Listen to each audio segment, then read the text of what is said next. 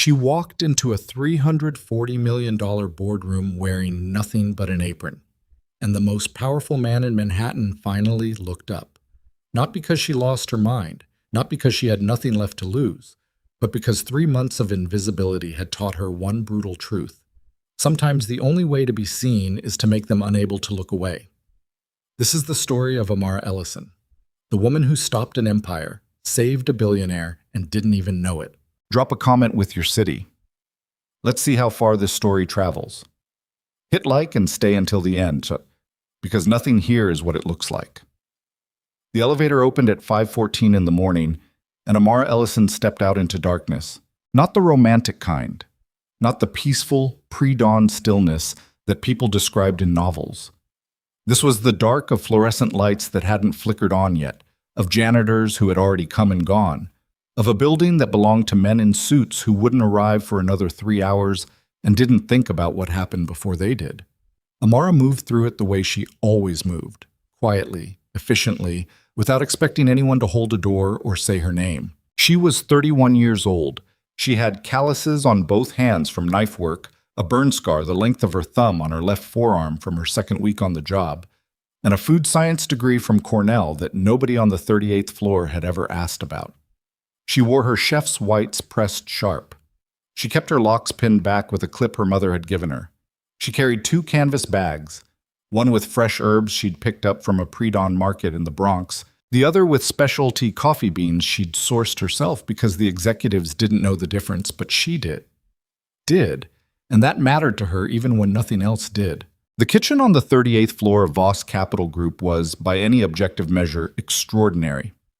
12 feet of stainless counter, a Le Cornu range worth more than Amara's annual salary, a walk-in refrigerator with a temperature log she maintained manually because the digital system had glitched twice, and both times it had been her fault for trusting it. She knew every inch of this kitchen the way you know a room you've lived in alone, completely, privately, with a kind of ownership that nobody had ever officially granted her. She set her bags down. She washed her hands. She started the coffee. This was the job. This had been the job for 93 days. She'd taken it because Marcus needed the money. Marcus was her younger brother, 22 years old, and the most genuinely talented cook she had ever stood next to in a professional kitchen. He had their grandmother's instincts, the ability to smell what was missing, to taste a dish and understand not just what it was, but what it wanted to become. He'd been accepted to the Culinary Institute of America on partial scholarship, which sounded like a victory until you did the math and understood that partial meant there was still a gap of $41,000 that somebody had to fill. Their mother was in Atlanta working 2 jobs. Their father had been gone since Marcus was 9. The gap, like most gaps in Amara's life, had become her problem to solve. So she had taken the executive chef position at Voss Capital because it paid well, and the hours were brutal enough that she didn't have time to resent the decision. She cooked breakfast and lunch for 11 senior executives and whoever they decided to bring into the building on any given day. She managed 2 sous chefs who rotated shifts below her. She wrote menus, tracked dietary restrictions, maintained vendor relationships, and kept her head down. She had not, in 93 days, been formally introduced to Darian Voss. She had seen him, of course. You couldn't work in that building and not see him. He moved through it like weather, not loud, not performative, but undeniable. 6'2", maybe 6'3", with the kind of stillness that made rooms quiet when he entered them. He wore charcoal and navy and occasionally black, always tailored, never a wrinkle. His face was the face of a man who had learned very early that expressions were information, and information was leverage. And leverage was the only thing that actually mattered. He kept his jaw set. He kept his eyes moving. He gave nothing away. His file, the one she'd been handed during onboarding, had listed his dietary preferences in the clinical language of someone who had dictated them to an assistant. No shellfish, low sodium, coffee black, no sugar, served at precisely 160 degrees. Breakfast at 7:15, lunch at 12:45. He preferred meals without heavy sauces. He preferred quiet during service. He preferred, the file implied without saying it directly, that the people who fed him remain functionally invisible. Amara had read that file once, remembered everything in it, and never read it again. She had seen him look through her 17 times. She had counted. Not at her. Through her. The way you look through a window when you're focused on something outside, the glass is there. You're aware of it in some peripheral, mechanical way, but you're not seeing it. That was what she was. Functional glass. A surface between him and the food that appeared in front of him. It hadn't hurt at first. She'd worked in enough professional kitchens to understand that invisibility was a form of success. It meant nothing had gone wrong. Nothing had drawn attention. Nothing needed fixing. The executives ate.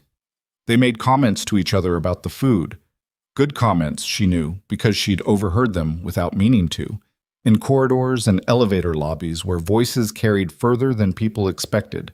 The salmon was exceptional. The coffee was different from last week. Better. Someone had finally figured out that Marcus, she'd heard a VP use that word, actually, Marcus, and felt a cold flash before realizing they were talking about something else entirely. That Marcus something had allergies they'd never properly accommodated before. They talked about her work. They just never talked to her? Fine. She had told herself it was fine. But money had a way of making fine feel like a lie you were telling yourself at 2 in the morning when the numbers on your banking app refused to cooperate. The gap in Marcus's tuition wasn't closing the way she'd projected. A vendor had raised prices without warning. Her own apartment lease was renewing in 6 weeks, and the landlord had sent a letter, politely, professionally worded, which somehow made it worse, indicating a 14% increase. She'd done the math 3 times. 3 times it had come out wrong. She was running out of road. That Tuesday morning, the morning everything changed, she made the coffee at the precise temperature the file required. She plated the breakfast, soft scrambled eggs with fresh chives, sourdough from a bakery in Tribeca, sliced heirloom tomatoes seasoned with nothing more than flaked salt and a thread of oil. And she stood in her kitchen and listened to the building fill up around her. Footsteps in the corridor. An elevator chime. The low, controlled murmur of important conversations happening just out of earshot. She had been told 3 days ago that today was significant. Her sous chef Dre had mentioned it in passing, the way people mentioned things they assumed everyone already knew. The Callaway acquisition. Tanner Group. $340 million, a deal that had apparently been years in the making, that would reshape Voss Capital's position in the market, that was happening today at 11 in the boardroom at the end of the hall. She hadn't paid much attention to it. It wasn't her world. But at 10:53 that morning, Amar Ellison received a phone call from a number she didn't recognize, and within 30 seconds of answering it, her world contracted to a single sharp point. "Your brother," said the voice on the other end. Not a threat, not yelling, just a flat, factual statement that hit like a closed fist. His tuition payment bounced this morning. The school sent a withdrawal notice. She stood very still in the middle of her kitchen. "They give 30 days, the voice continued. It was the financial aid office. A woman who sounded like she made this call multiple times per week and had found a way to make it sound routine. But I want to be honest with you. The semester's already 2 weeks in. If it goes much past the first week of the month, he'd need to sit out." Amara said, "I understand." She said it the way she said most things at work, calmly, without inflection, with the practiced steadiness of a woman who had learned that showing distress in professional spaces was expensive. She hung up. She stood there for another 8 seconds. Then she set her phone on the counter and looked at the wall. She had $3,400 in her checking account. She had a payment plan that was supposed to have cleared yesterday, and clearly hadn't. She had a brother who would rather disappear than ask her for help because he understood, with the particular clarity of someone who had watched his sister hold everything together since childhood, exactly what asking cost her. She had a kitchen to run. She ran it. She got through the next 45 minutes on the same autopilot that had carried her through bad days before, moving precisely, tasting carefully, directing her team with the quiet economy of someone who didn't have the bandwidth for unnecessary words. Dre plated the lunch setup without being asked twice. Her other sous chef, a 19-year-old named Priya, who was brilliant and anxious and reminded Amara slightly of herself at that age, kept the coffee service running through the morning rush. At 11:20, Amara walked to the far end of the kitchen and stood at the small window that looked out over the midtown skyline, and she let herself feel it for exactly 60 seconds. The weight of it. The specific airless feeling of a problem that had no clean solution, only a series of increasingly difficult compromises. She breathed through it. She pressed her palms flat against the cool of the stainless counter behind her. Then something shifted. She didn't decide it consciously. That was the thing she would return to later, again and again, trying to identify the exact moment when a reasonable person's breaking point became an unreasonable person's action. She didn't plan it. She didn't think it through. She did not, at any point in the next 4 minutes, stop and ask herself whether this was a good idea. She simply became, very suddenly and completely, someone who was done being invisible. She untied her apron, then she retied it in front. The strings knotted tight at her waist, the white cotton hanging to mid-thigh. She removed her chef's coat and draped it over the back of a chair. She unpinned her locks and shook them out. She picked up the single cup of coffee she had prepared exactly 12 minutes ago to Darian Voss's specifications, 160 degrees, black, in the small ceramic cup he preferred over the glass ones. And she walked out of the kitchen. The corridor was empty. The carpet was thick enough to swallow footsteps. The boardroom doors at the end of the hall were glass-paneled, and through the glass she could see shapes. Men in suits, a presentation on a screen, the particular body language of people in the middle of something they considered important. She could see at the head of the table the back of a charcoal jacket. She pushed the door open. The sound of it, the soft hydraulic whisper of a high-end door mechanism, was somehow louder than she expected in the silence that followed. 11 heads turned. 11 pairs of eyes registered her presence with varying degrees of confusion, alarm, and in one case, a kind of bewildered appreciation that she noted and filed away with contempt. She walked to the head of the table. She set the coffee cup down in front of Darian Voss. He looked at it. He looked at her.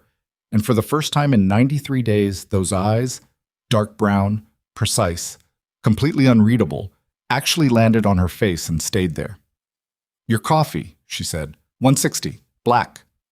A beat of silence so complete she could hear someone's watch ticking. "You're the chef," he said. It wasn't a question. It wasn't dismissive.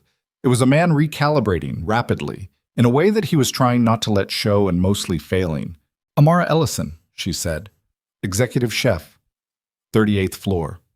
I've been working 12 feet from your office for 3 months, and in that time you have looked directly at me exactly 0 times, so I figured I would come to you." Someone at the table made a sound. A lawyer, she thought. There were 3 of them visible, identifiable, by the particular quality of their discomfort. The sound was not quite a laugh and not quite a protest. "This is," one of the executives began. "I know what this is," Amara said, without looking at him. She kept her eyes on Darian Voss because he was the only one in the room who mattered, and some part of her, the part that had been waiting 93 days for this, already understood that. "This is a $340 million acquisition meeting. I know because I planned the lunch service around it. I've been planning everything around what happens in this room for 3 months, and nobody in this room knows my name." Darian Voss had not moved. His hands were flat on the table. His jaw was set. But his eyes were doing something she hadn't seen them do before, something that looked almost imperceptibly like thinking. "The deadline," said the lawyer, more urgently now, "is 11:45. We have 6 minutes, Darian said quietly. And something in his voice stopped everyone. He was still looking at Amara. "You walked in here knowing that." "I walked in here because I'm having a very bad morning," she said. "And I realized that the worst thing that could happen to me right now is getting fired. And that's going to happen eventually anyway once they notice I'm gone from the kitchen, so..." She didn't finish the sentence. She didn't need to.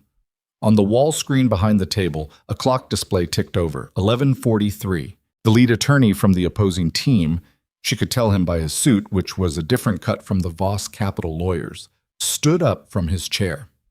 "Mr. Voss, the deadline is a hard stop. If we don't execute in the next 2 minutes, Darian said.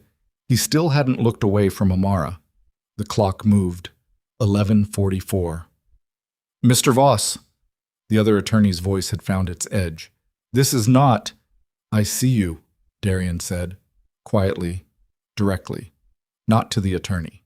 Amara felt it land somewhere in her chest that she didn't have a name for. Not relief, not victory. Something older and more complicated than either of those. 11:45. The attorney from the opposing team sat back down slowly. He looked at his colleagues. He looked at the screen. He opened his mouth, and what came out was the measured, expressionless language of a deal being formally declared expired. She caught fragments, terms lapsed, parties released, documentation to follow. The room exhaled. The $340 million acquisition was dead. And Darian Voss, chairman of Voss Capital Group, the most feared businessman in a city that ran on fear, was looking at her like she was the most interesting problem he had encountered in years. "Miss Ellison," he said finally. "I know," she said. "I'll get my things." She turned and walked out. The door closed behind her with the same soft hydraulic whisper. Her footsteps disappeared into the carpet. She made it exactly 11 steps down the corridor before her hands started shaking. She made it back to the kitchen. She gripped the edge of the counter. She breathed. She had just killed a $340 million deal. She had walked into a boardroom in an apron. She was going to be fired within the hour, possibly sued, and she still had $41,000 of tuition debt that wasn't going anywhere. What she did not know, what she couldn't possibly have known, standing in her kitchen with shaking hands and the particular hollow feeling of someone who has just done something they cannot undo, was that the deal she had just killed had already been dead, that the papers on that table were poisoned, that signing them at 11:45 would have triggered a clause buried 40 pages deep that would have handed Voss Capital's entire Manhattan operation to a competitor's shell company by the end of the fiscal quarter. She didn't know that. She didn't know that in 6 hours, Darian Voss would have the full picture, that his legal team would find the buried clause, that the acquisition Amar Ellison had interrupted with nothing but an apron and 3 months of accumulated fury had, in the span of 6 irreversible minutes, saved everything he had built.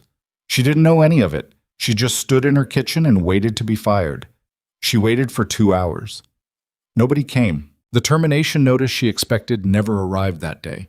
What arrived instead at 6:47 in the evening, when the building had emptied out and Amara was doing final inventory alone, was the sound of footsteps in the corridor, unhurried, deliberate, and then the kitchen door opening, and Darian Voss stepping inside for the first time in 93 days. He looked around the kitchen the way a man looks at a room he's paid for but never actually entered. Then he looked at her. "You should have gone home," he said. "I don't leave until the inventory's done," she said. He was quiet for a moment. Then, "Sit down, Ms. Ellison. I have some questions." She pulled out the stool across from the prep counter. So did he. Neither of them knew, sitting across that stainless steel surface with the city glittering 40 stories below, that those questions would take months to answer, and that the answers would cost both of them more than either was prepared to pay. He sat on a stool in her kitchen like a man who had forgotten how to be still anywhere that wasn't a boardroom. That was the first thing she noticed. Not the suit, not the silence, not the way his presence seemed to rearrange the air in the room. It was the way he sat. Too straight. Shoulders carrying something invisible and very heavy, held in place by years of practice. By the particular discipline of a man who had decided somewhere along the way that showing effort was the same as showing weakness. Amara stood on her side of the prep counter and said nothing. She had learned in professional kitchens that silence was sometimes the most effective tool available. You waited.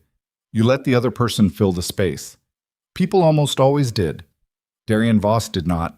He looked at the counter between them. He looked at the small herb bundles she'd tied with kitchen twine and left to dry on the rack above the window.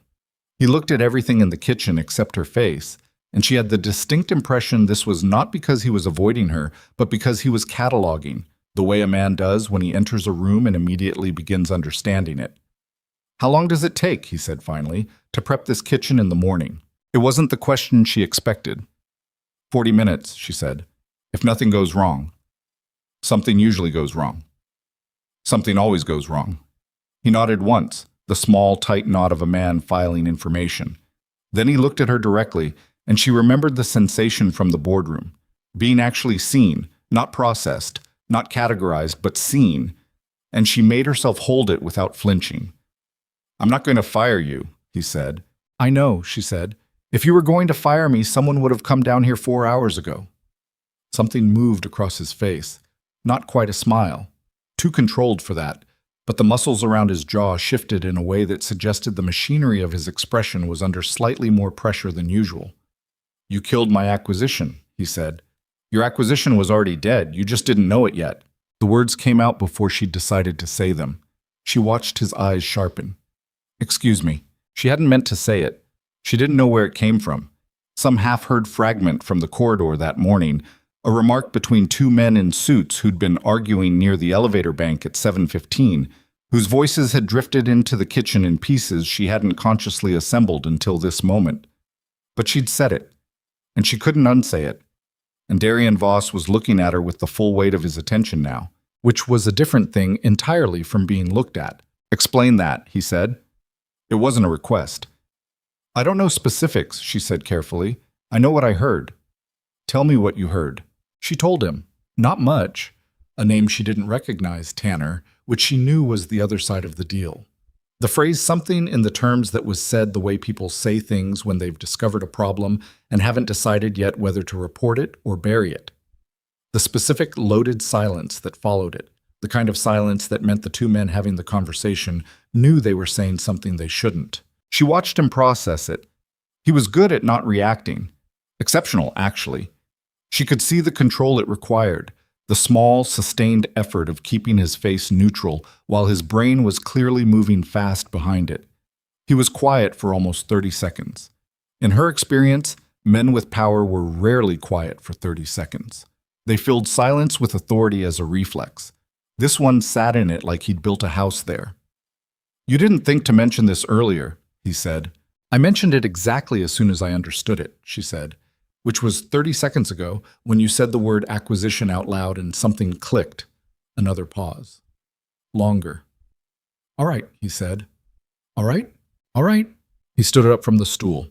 He buttoned his jacket with the automatic, practiced motion of a man who had been doing it so long it no longer required thought.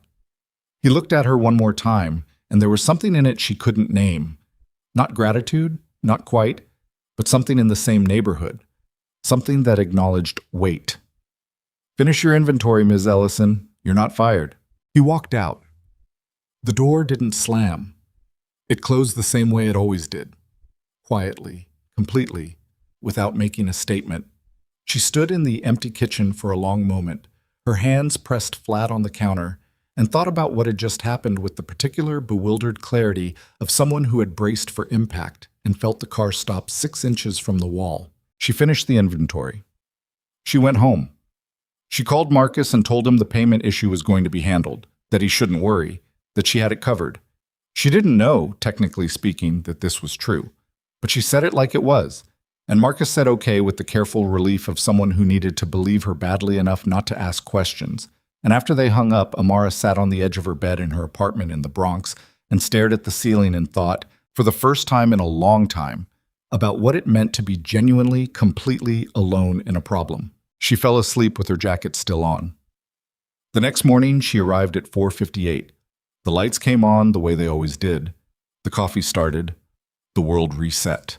Except that at 7:13, 2 minutes before the coffee was scheduled to arrive at Darian Voss's desk, he walked into the kitchen himself. She had the cup in her hand. She stopped. He stopped. I'll take it here, he said. She set it on the counter. He sat on the same stool as the night before, and he wrapped both hands around the cup, the way people do when they need something to hold, and he drank it standing. No, he drank it sitting, but leaning forward, elbows on the counter, with the posture of a man who was only technically sitting and actually just thinking in a position that happened to involve a chair. She went back to plating breakfast. He didn't leave. You went to Cornell, he said. She didn't turn around. Food science, class of 2016. Why corporate catering? It wasn't a judgment. She would have heard judgment. She'd been hearing it for years from colleagues who'd expected someone with her credentials to be running a restaurant, from culinary school friends who sent congratulatory messages that had the specific texture of condolence. This was a genuine question, which somehow made it harder to answer. Money, she said. My brother needed money for school. This paid better than anything else I could find fast enough. How much? How much what? How much did he need? She turned around then. He was looking at the cup, not at her, which meant he probably expected her to say the number, and she had to decide in real time whether saying the number out loud in front of Darian Voss was an act of dignity or desperation. She decided it was neither. It was just information. 41,000, she said. Tuition gap? CIA. He's gifted. Genuinely, not the way every older sibling says it. He can do things in a kitchen that I couldn't do at his age. Darian looked up from the cup. More gifted than you? Different, she said. I'm technical. I'm precise. I'm good. Marcus is intuitive in a way that can't be taught, and that's rarer. He held her eyes for a moment. Then he looked back at the cup. Noted, he said.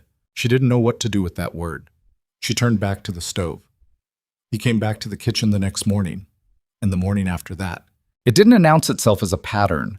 It crept up on both of them the way habits do, gradually, then suddenly, as though one day you look up and realize you've been doing something for weeks and couldn't say exactly when it started.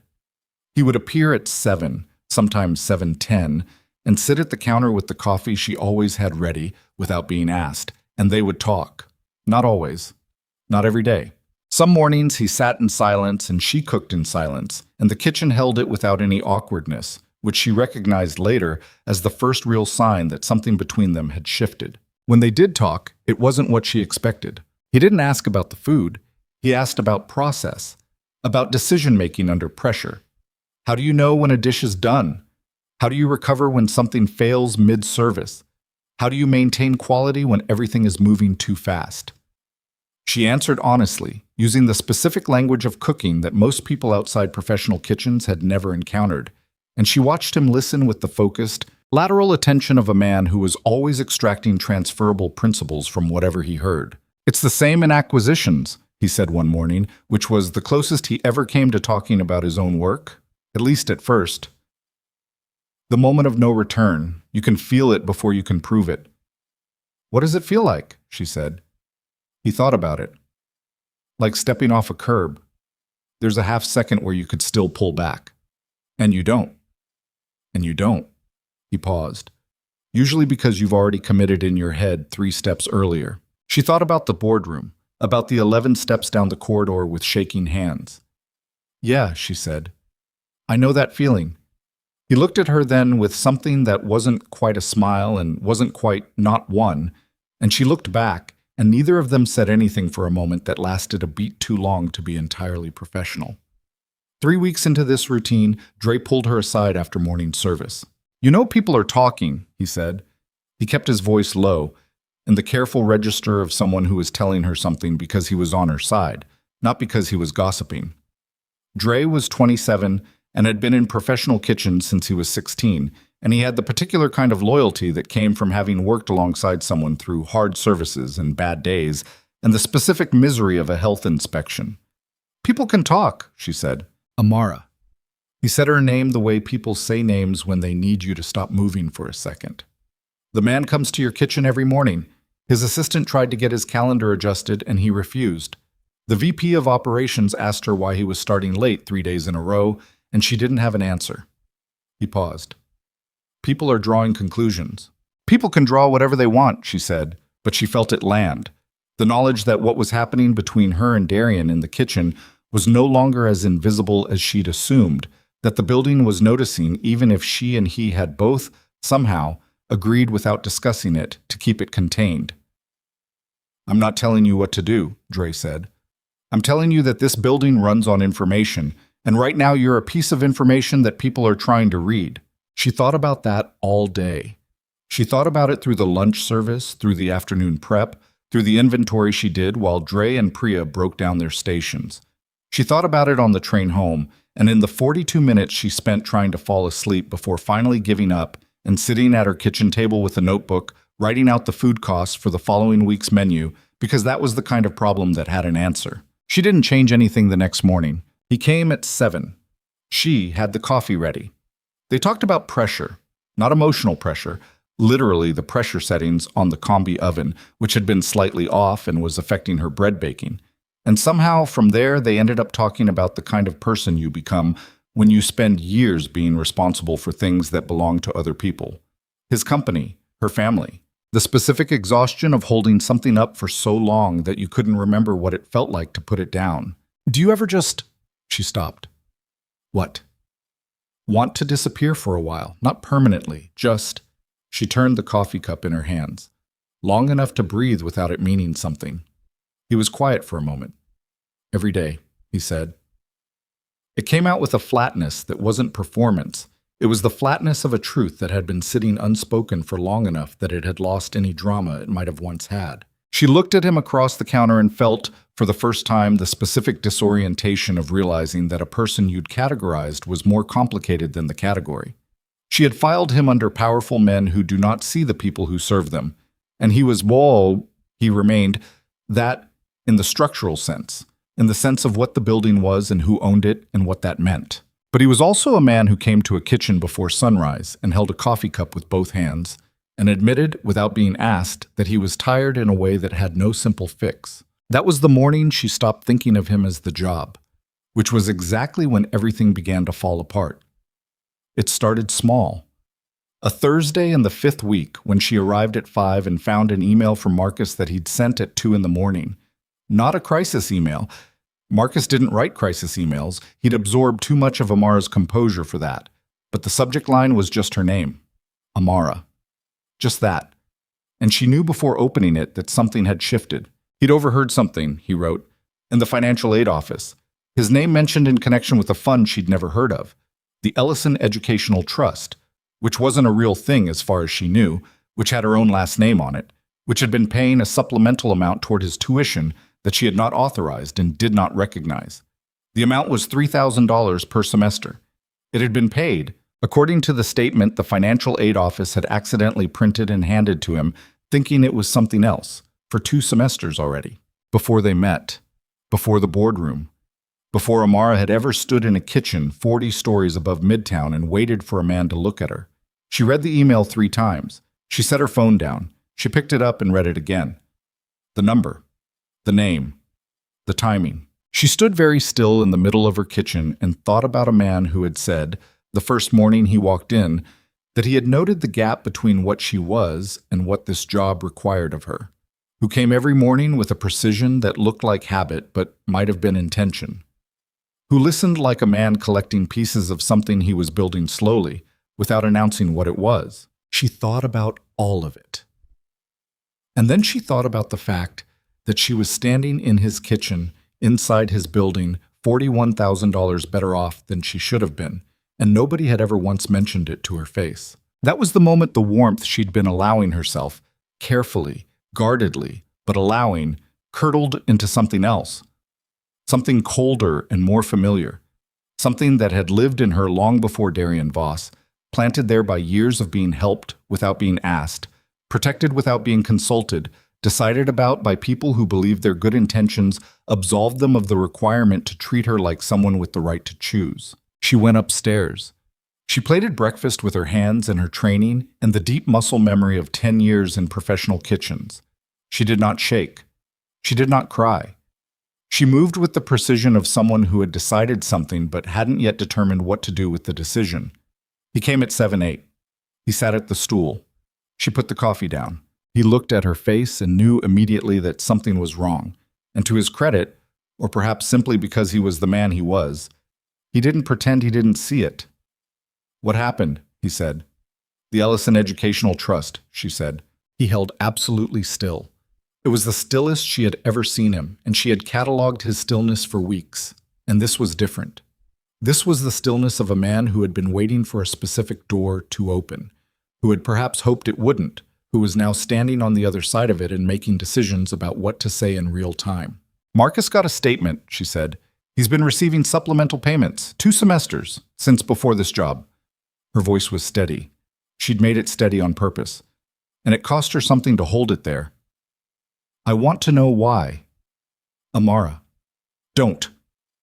The word came out flat and final, the way words do when they're carrying more than their actual weight. "Don't start with my first name. Answer the question."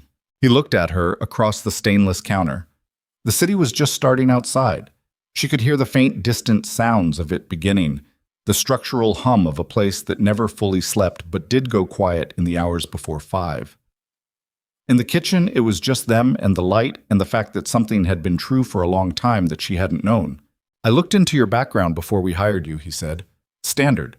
We do it for every senior position. What I found was your credentials, your work history, and a financial picture that didn't match either of those things. Someone with your abilities shouldn't have been taking this job for any reason other than money. So I read further. You researched my family.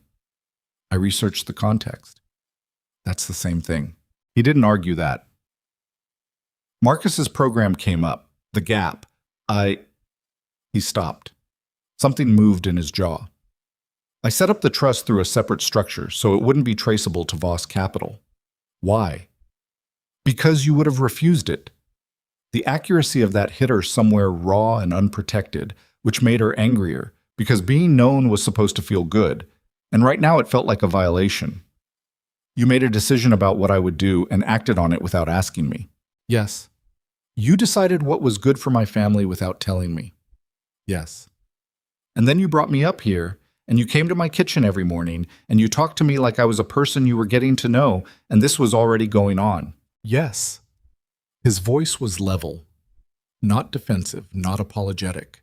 He was holding it level the way she was holding hers, both of them standing in opposite ends of the same controlled storm.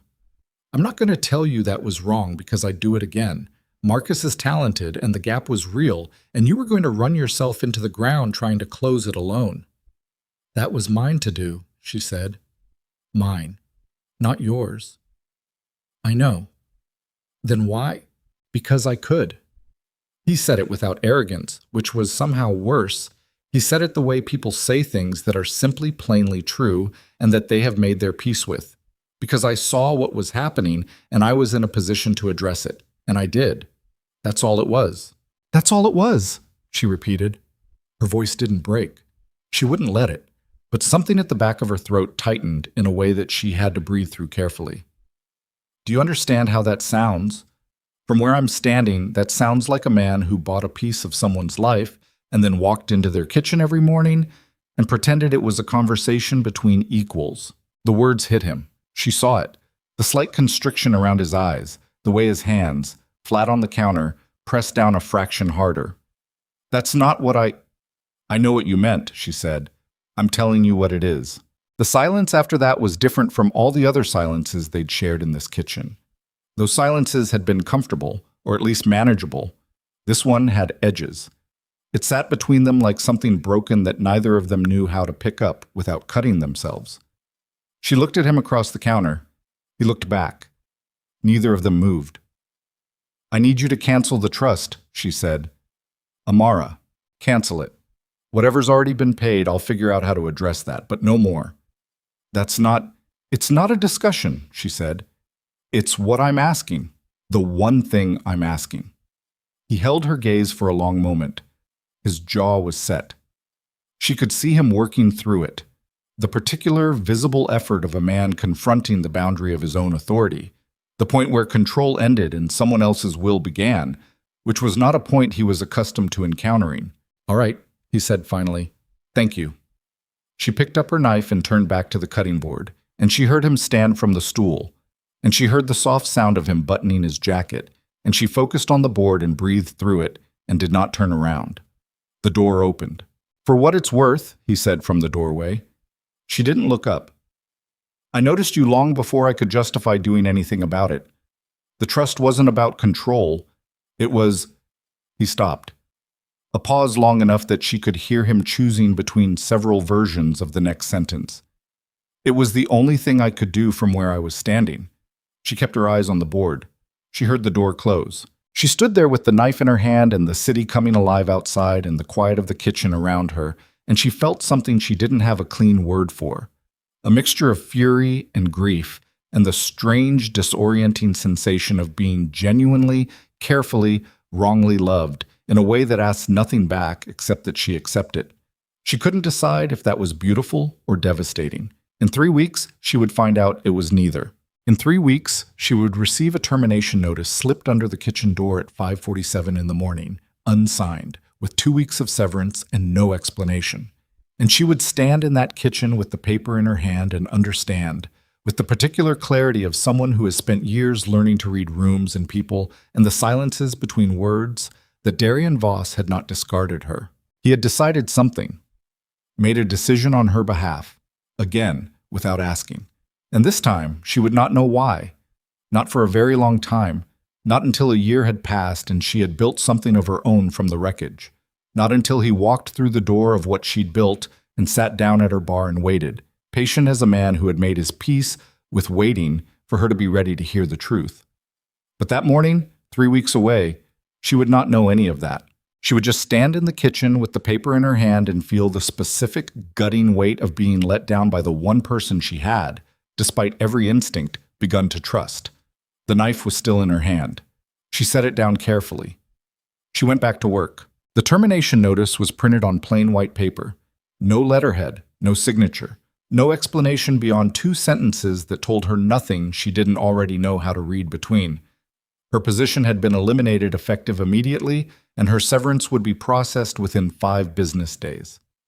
2 weeks' pay for 93 days of work, plus 6 weeks of morning conversations that had apparently meant less than she'd allowed herself to believe. She read it twice.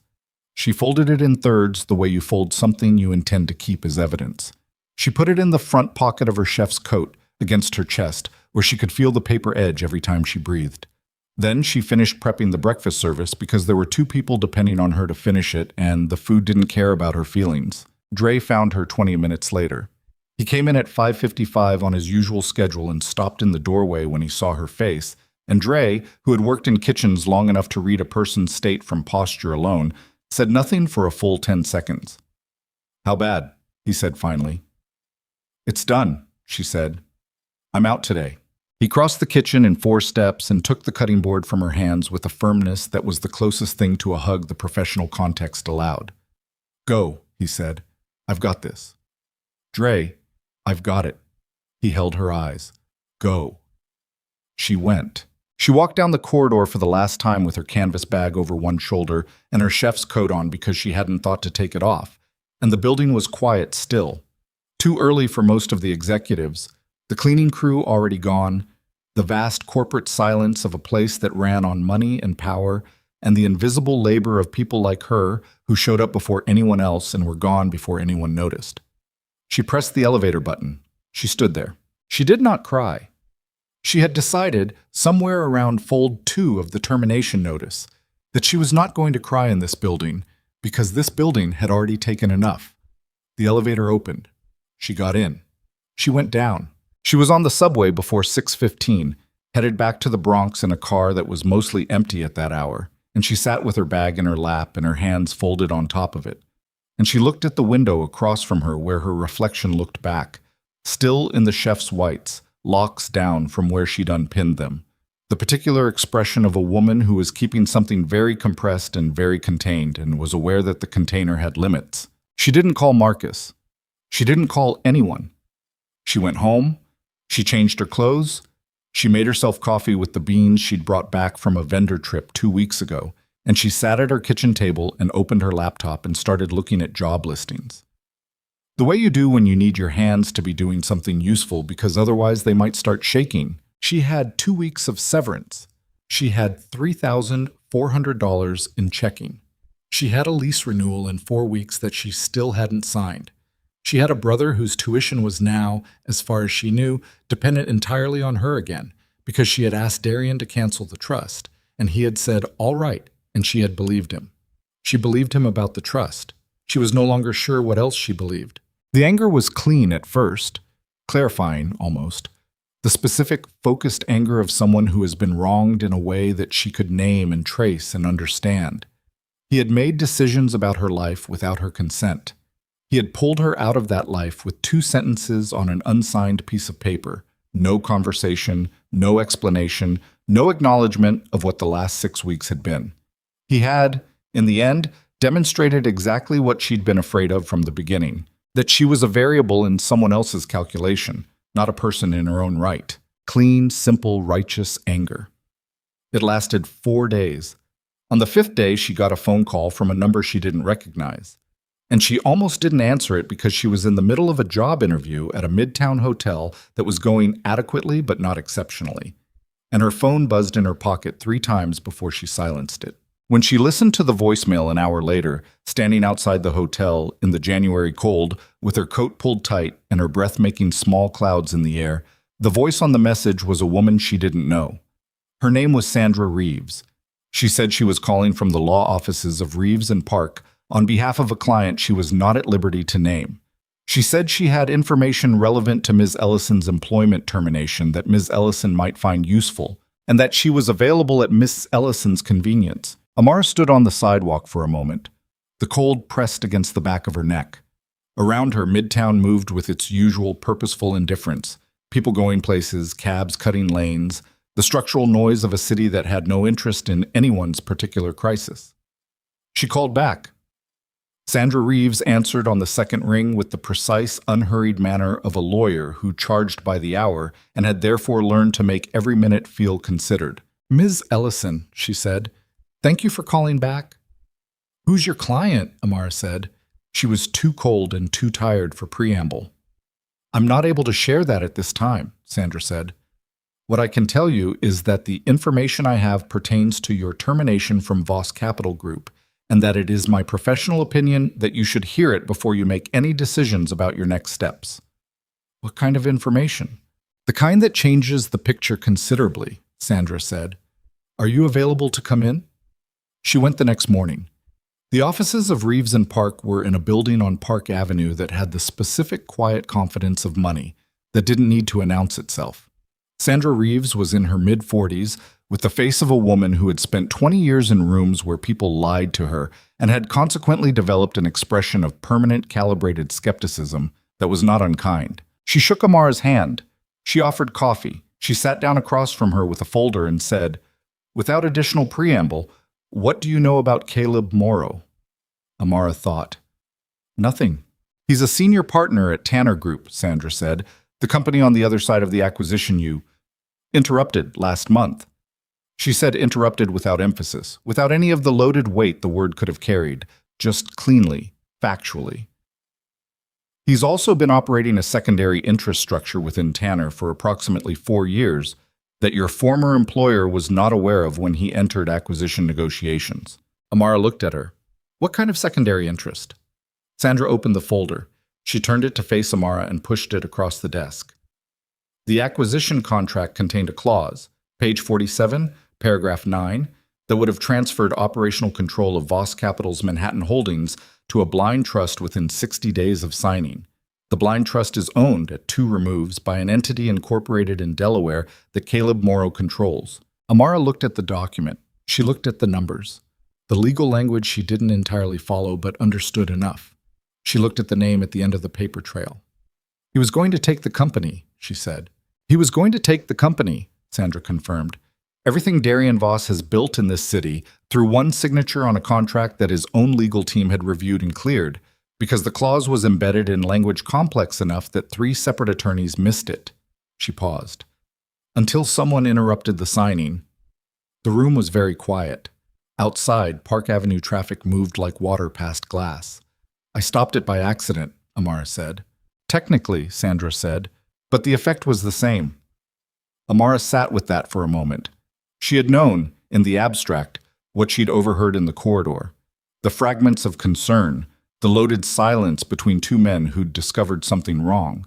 She hadn't known the full shape of it. She hadn't understood until this moment that the thing she'd blundered into had been so much larger than she'd grasped. "Why are you telling me this?" she said. "Because you deserve to know what your actions meant," Sandra said. "And because there's a second part." Amara waited. "Caleb Morrow knows the deal failed," Sandra said. "He knows it failed because of the deadline. And he has people who were in that building, people who monitor Voss Capital's internal movements, who identified you as the interruption." She held Amara's gaze steadily, the way you hold someone's gaze when you're delivering information that requires them to be still. "He's been watching you since the acquisition failed. And recently, according to my client, he has begun watching your brother." The word brother hit her like a change in air pressure. Something in her ears went slightly wrong. She pressed her feet flat against the floor, a thing she'd learned years ago to do when she needed to stay present in her own body. "Watching," she said. The word came out flat and careful, the way words do when the speaker is making a decision about how much emotion to allow into her voice. "Surveillance," Sandra said. "Nothing active yet, But my client believes the intent is leverage. Leverage for what? To get to Darian Voss through the people closest to him. Amara was quiet for a long moment. The folder was still open in front of her. She looked at it without reading it, the way you look at something when your brain is somewhere else entirely. Your client, she said slowly. The one you can't name. Sandra Reeves held her gaze and said nothing, which was its own kind of answer. Amara said, "How long has Darian known about the surveillance on Marcus?" A pause. Just one beat, but it was enough. "A little under 3 weeks," Sandra said. 3 weeks. The same window. The same timeline as the termination notice slipped under her door at 5:47 in the morning. Unsigned. No explanation. 2-week severance. Gone. She understood. All of it. In the space of approximately 4 seconds. The cold, complete, terrible understanding of a woman who had just had the picture turned around and found that everything she thought she'd been looking at was actually its own reverse. He hadn't discarded her. He had removed her, the same way you remove someone from a burning building without stopping to explain the fire, because explanation takes time, and time is the one thing a burning building doesn't give you. He had made the decision without asking her. Again. And this time the decision had been her safety over his access to her. Her life, intact, and away from the blast radius of whatever was coming, over his ability to keep the only genuine thing he'd allowed himself in years. She thought about the morning she'd told him the trust felt like control. She thought about his face when she'd said it. She thought about all right, which she'd heard as capitulation and was apparently something else entirely. A man withdrawing because he didn't know how to stay without putting her at risk. Withdrawing with the precision and the privacy of someone who had decided the cost was worth paying alone. She pressed her hands flat against her thighs to stop them from moving. "What does your client want from me?" she said. "Nothing," Sandra said. "He wanted you informed. He wanted you to be able to make decisions based on the complete picture." She closed the folder. He was very specific about that. Complete picture. His words. Of course they were. She walked out of the building onto Park Avenue and stood on the sidewalk and breathed cold air and felt the city move around her with its absolute disregard for her particular devastation, which was actually something she appreciated right now. The indifference of a city that would keep going regardless, that didn't require her to perform any specific reaction, that gave her the unusual gift of feeling things without audience. She was angry. She was still angry. The anger hadn't gone anywhere. It had just changed shape. It was no longer the clean, simple anger of someone who had been discarded. It was the much more complicated anger of someone who had been protected in a way she hadn't chosen, by a person who had decided, again, that he understood her needs better than she did, and who had also, in the process, been completely, devastatingly right about the danger she was in. She didn't know what to do with that. She didn't know what to do with any of it. She went home. She called Marcus. He answered on the second ring, his voice carrying the easy warmth of someone who didn't know yet that his life had been in someone else's peripheral vision for the past 3 weeks. "Hey," he said, "how's the job search?" "It's going," she said. "Are you okay? You've been on campus?" "Yeah, why?" She stopped. "Nothing. Are you going home tonight or staying in the dorms?" "Staying. We've got a practical tomorrow morning at 7. A pause. She heard the sound of a kitchen behind him, someone else's pots, someone else's range. "Amara, what's going on?" "Nothing," she said. "I'll tell you when there's something to tell. Stay on campus, okay? Just for the next few days." Another pause, longer. "You're scaring me a little." "I know. I'm sorry. I just need you to stay on campus." "Okay," he said, with the careful trust of someone who had learned over a lifetime that when Amara said okay in a particular tone, it meant the situation was not okay, but that she was handling it, and that the most useful thing he could do was let her. She hung up. She sat at her kitchen table for a long time. The thing she kept coming back to, the thing that wouldn't resolve, was this. Darian had removed himself from her life to protect her. He had sacrificed whatever they were building, something real, something neither of them had named, but that had existed in the kitchen every morning with a solidity she could still feel. Because he'd calculated that the risk was too high. He had made the right call by his own logic and probably by any objective assessment of the situation, and it had cost her 6 weeks of believing she'd been used and discarded. And Marcus was apparently being watched by a man with enough resources and motivation to make that a genuine threat. And she was sitting in her apartment in the Bronx with 2 weeks of severance and no job, and a lease she hadn't signed, and a brother she couldn't fully protect. She was completely, structurally alone in this problem. Again, always. The specific loneliness of a person who had spent so long being the one who handled things that she had no map for the territory of needing help, no vocabulary for it, no practice in what it felt like to reach towards someone without knowing if they'd be there. She opened her laptop. She opened a new document. She started writing, not a job application. She had written enough of those to do them in her sleep, but something else, a business plan. The things she had been sketching in margins and on the backs of receipts for 3 years, the restaurant that existed in the detailed private architecture of her imagination. A place in Harlem, small, focused, built around her cooking and her standards and nobody else's preferences or dietary files or corporate catering schedules. She wrote until 2 in the morning.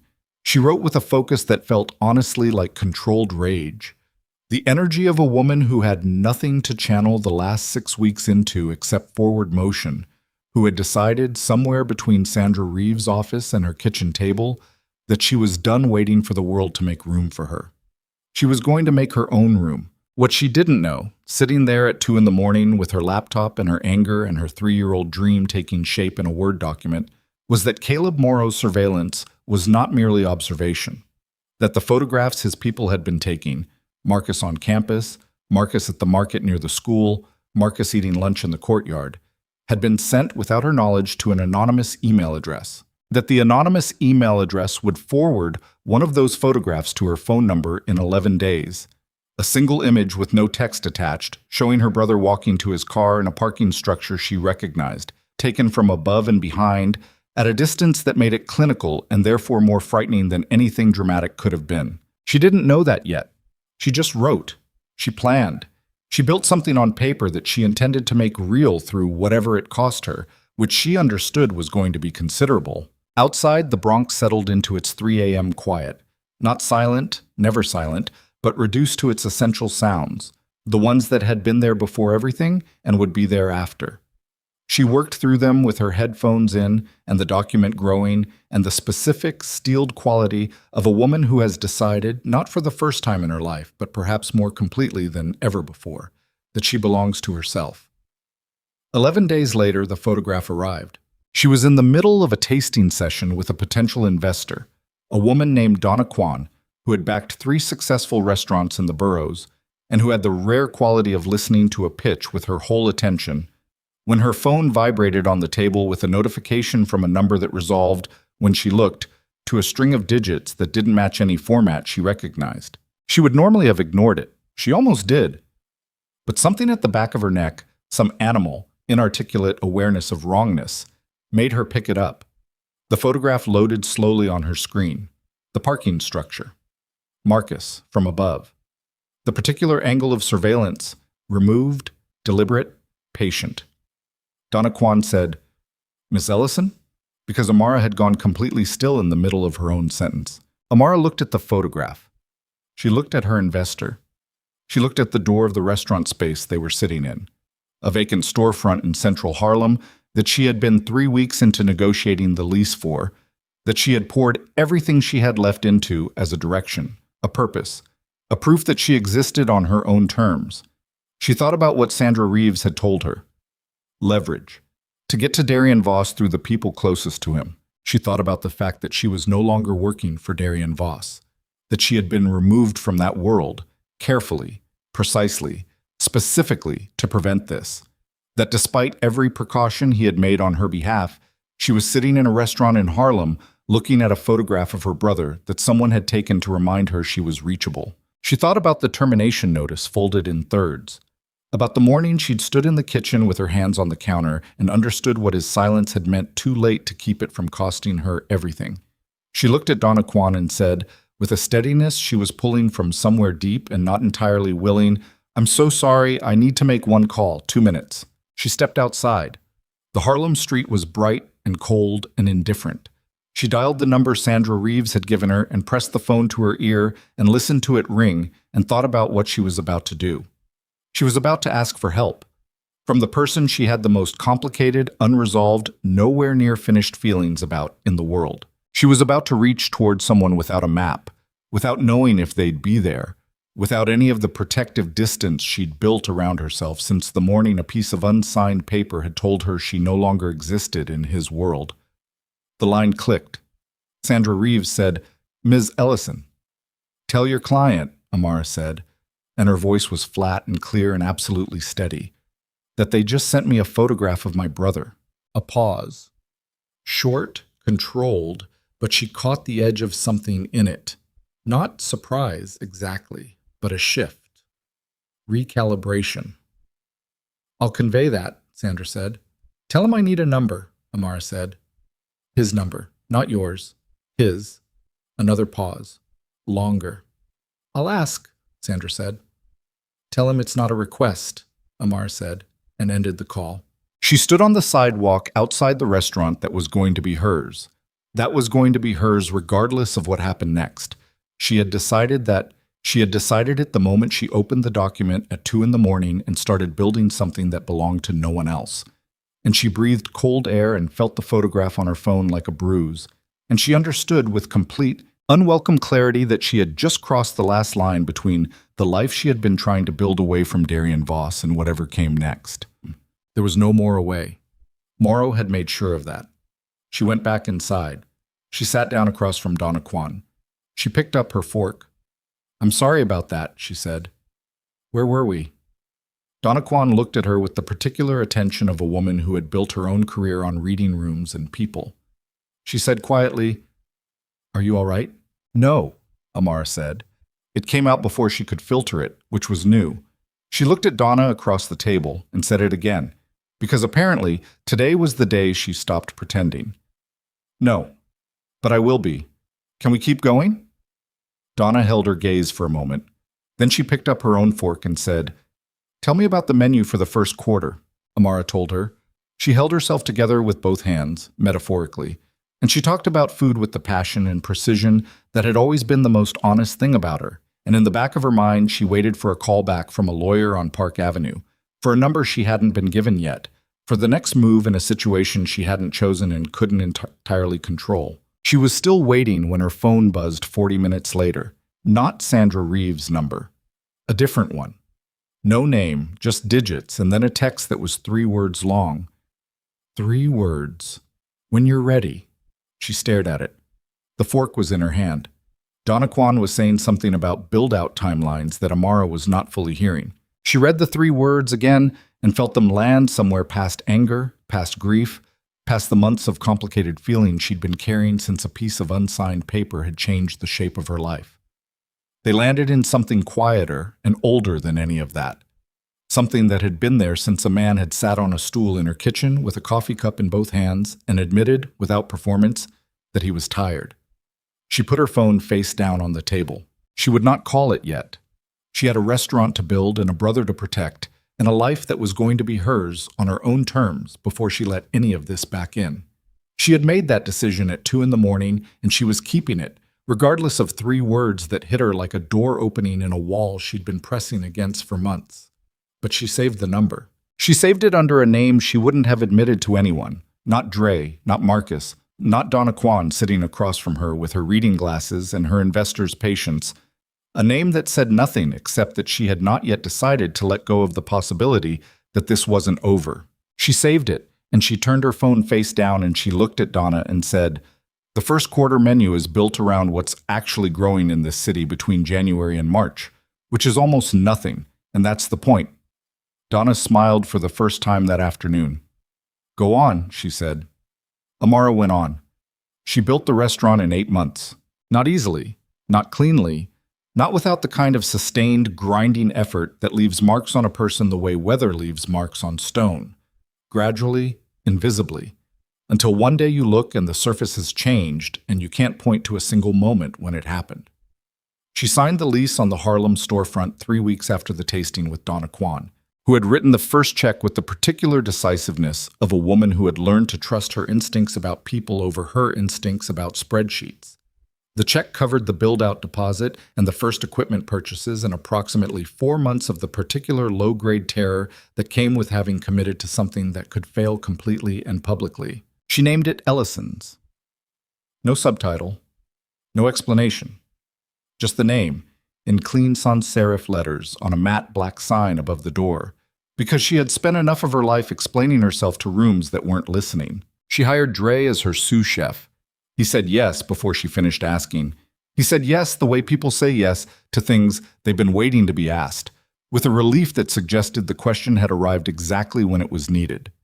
Priya she brought on as a line cook with a path to promotion that she put in writing because she believed in putting things in writing, in the specificity of commitment, in the difference between a promise made in a room and a promise that existed on paper where both parties could see it. Marcus came for the soft opening.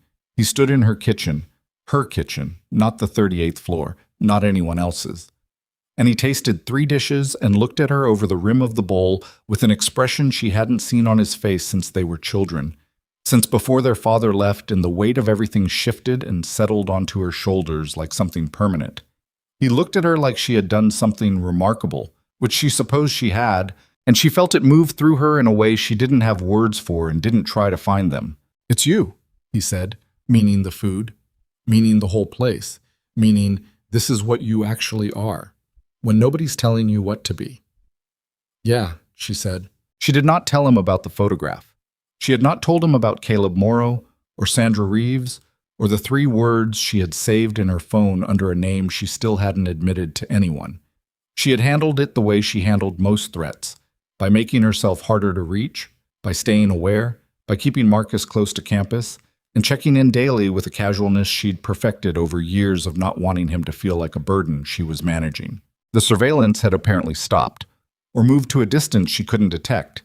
She didn't know which, and not knowing had its own specific weight, the kind you carry in your shoulders and your jaw, and the tension behind your eyes at 3 in the morning when you wake up and lie there listening to your apartment and waiting for something you can't name. She had not called the number. She had not texted it.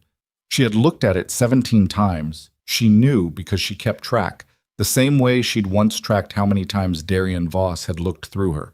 And each time she had put her phone back down and gone back to whatever needed doing.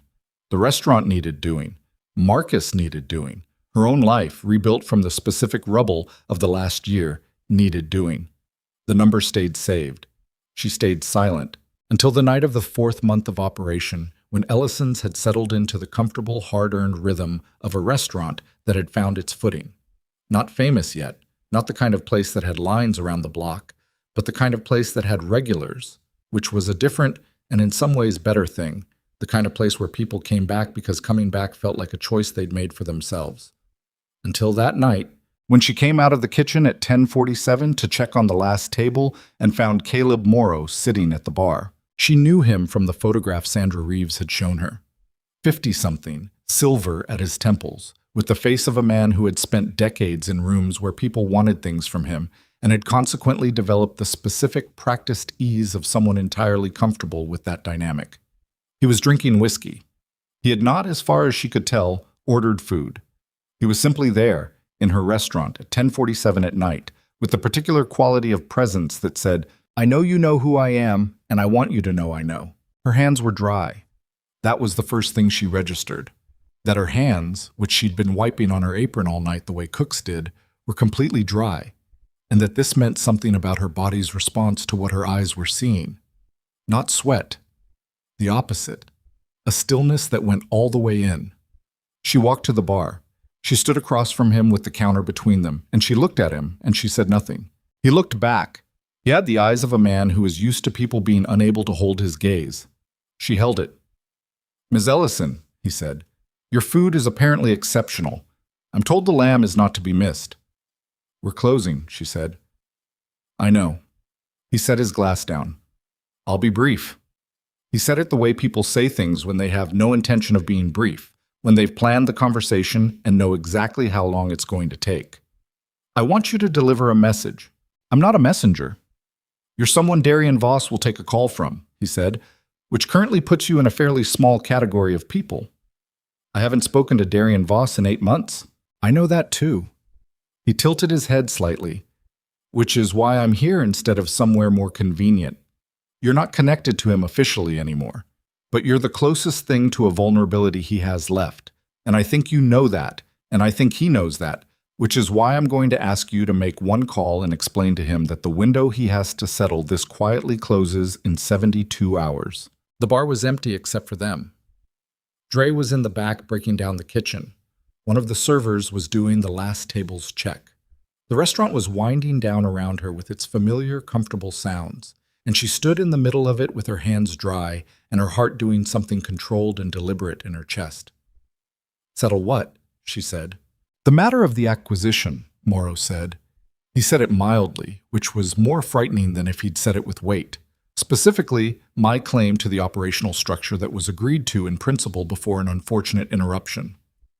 "That deal expired," she said. "The deadline passed." "Deals don't expire," he said. "They evolve." He picked up his glass again. "Darian has something I intend to have. The question is whether he hands it over in a way that leaves everyone's dignity intact, or whether we get into a process that's expensive and public and unkind to everyone involved." He looked at her directly. "Including people adjacent to the situation." Adjacent.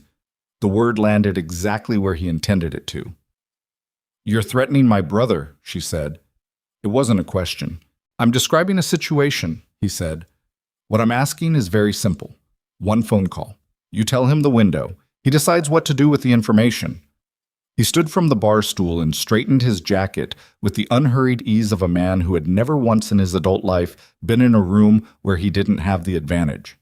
"This is business, Ms. Ellison. I take no pleasure in the personal dimensions." "Get out of my restaurant," she said. He looked at her for a moment. Something in his expression, not surprise, not displeasure, more like a minor recalibration, moved and settled. He put $200 on the bar, which was approximately twice the cost of the whiskey, and walked to the door and left. She stood at the bar and listened to the door close and breathed. In through the nose, out through the mouth. The specific conscious breathing of someone managing their body's response to a situation, not letting it get ahead of them, keeping everything in the container. Dre appeared in the kitchen doorway. He looked at the door. He looked at her. "Who was that?" "Nobody," she said. "Amara." "I need 10 minutes," she said. "Finish the breakdown. I'll lock up." He held her eyes for a moment with the look of someone who knew she was lying, and had decided that right now, trusting her was the more useful option. He went back to the kitchen. She picked up her phone. She looked at the number saved under the name she hadn't admitted to anyone. Her thumb hovered. She pressed call. It rang twice. The third ring was cut off. His voice said, "Amara." Just that. Her name, in his voice, carrying 8 months of silence like weight distributed carefully across 2 syllables. She closed her eyes for 1 second, then she opened them.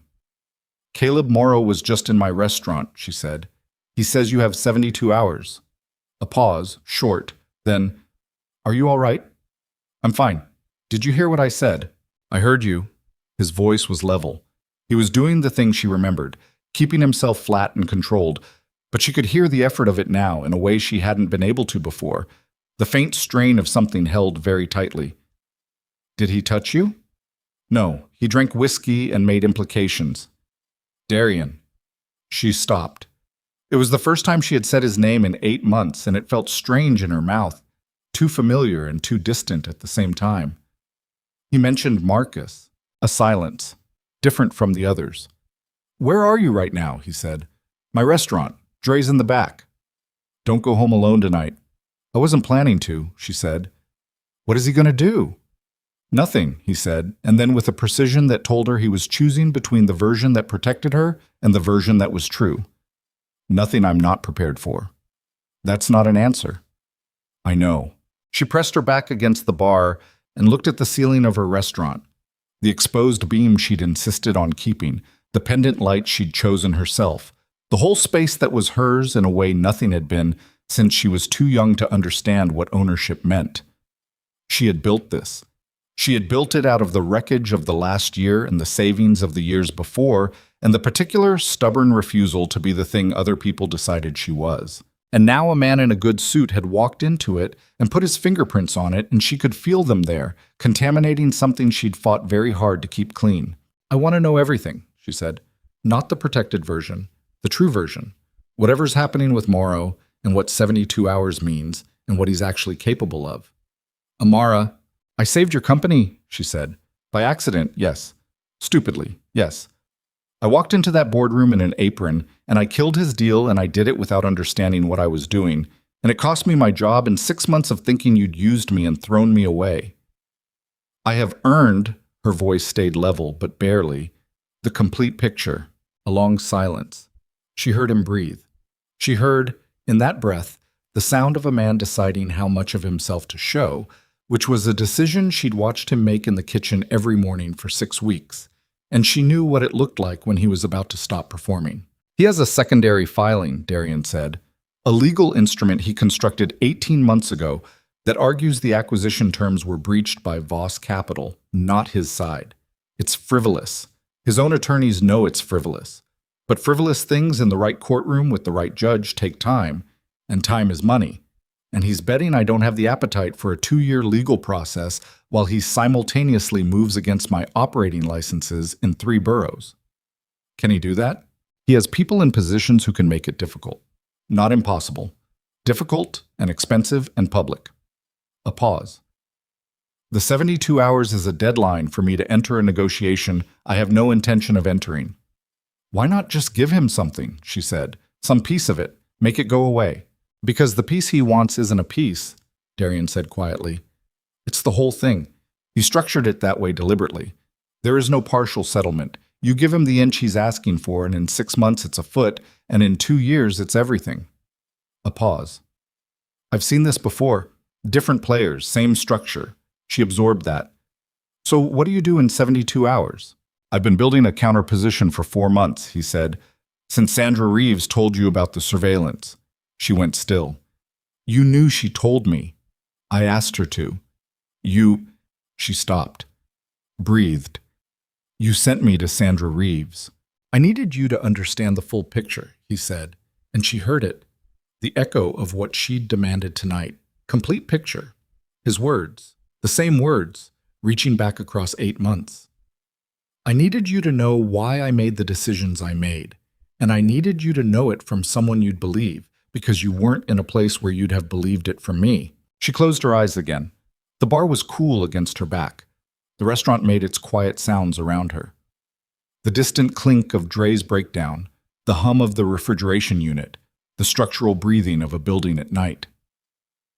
"You have been," she said slowly, "the most frustrating person I have ever encountered in my entire life. I know. You make decisions for people without asking them. I know. You think protecting someone means not telling them what they're being protected from. I'm aware that's a flaw." It came out differently from his usual controlled delivery, rougher, more honest. "I'm aware of it. I haven't figured out how to fix it." She let that sit for a moment. Then, "What happens in 72 hours on your end?" "We file," he said. "Countersuit. We've been building the evidentiary package for 4 months.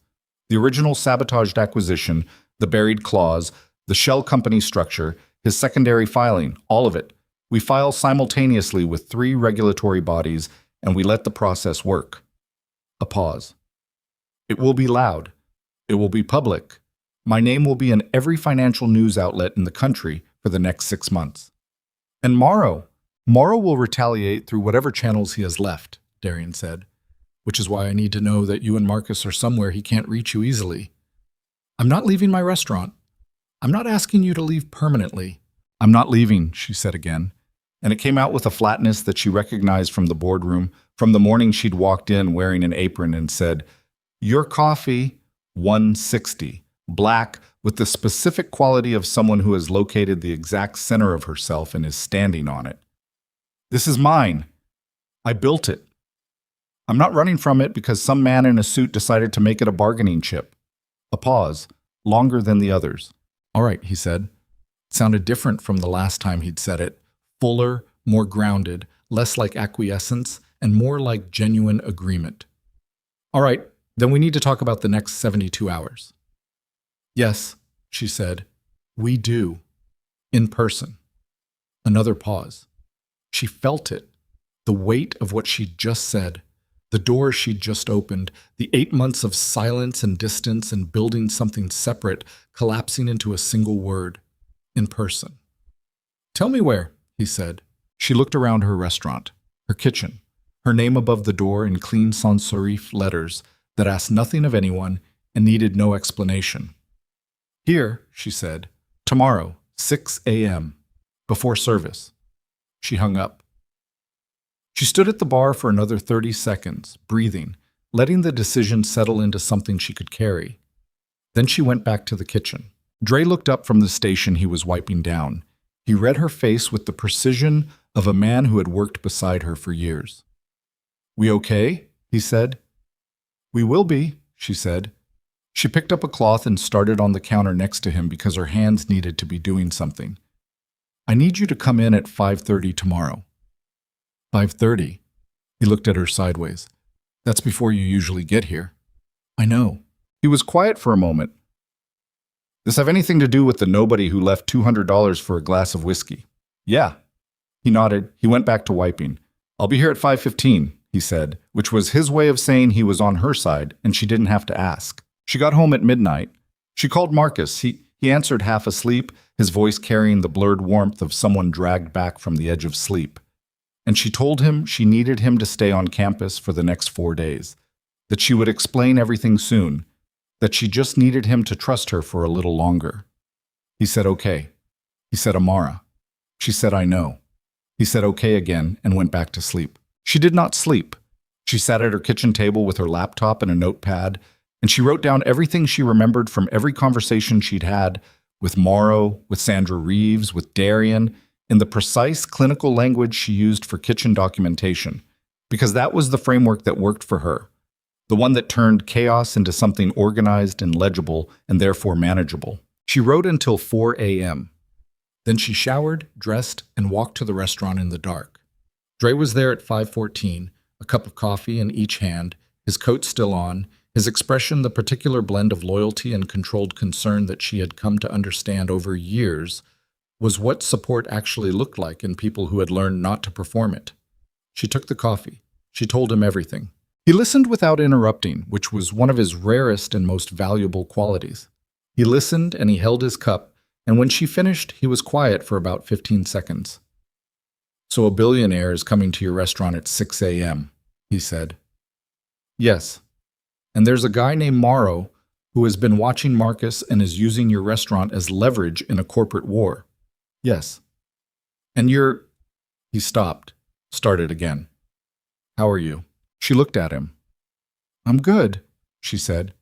And she realized, not fine, not unafraid, but good, in the sense of grounded, in the sense of knowing exactly who she was and what she was standing on. I'm really good. He nodded. Okay, he said. I'll be in the kitchen. Call me if you need me.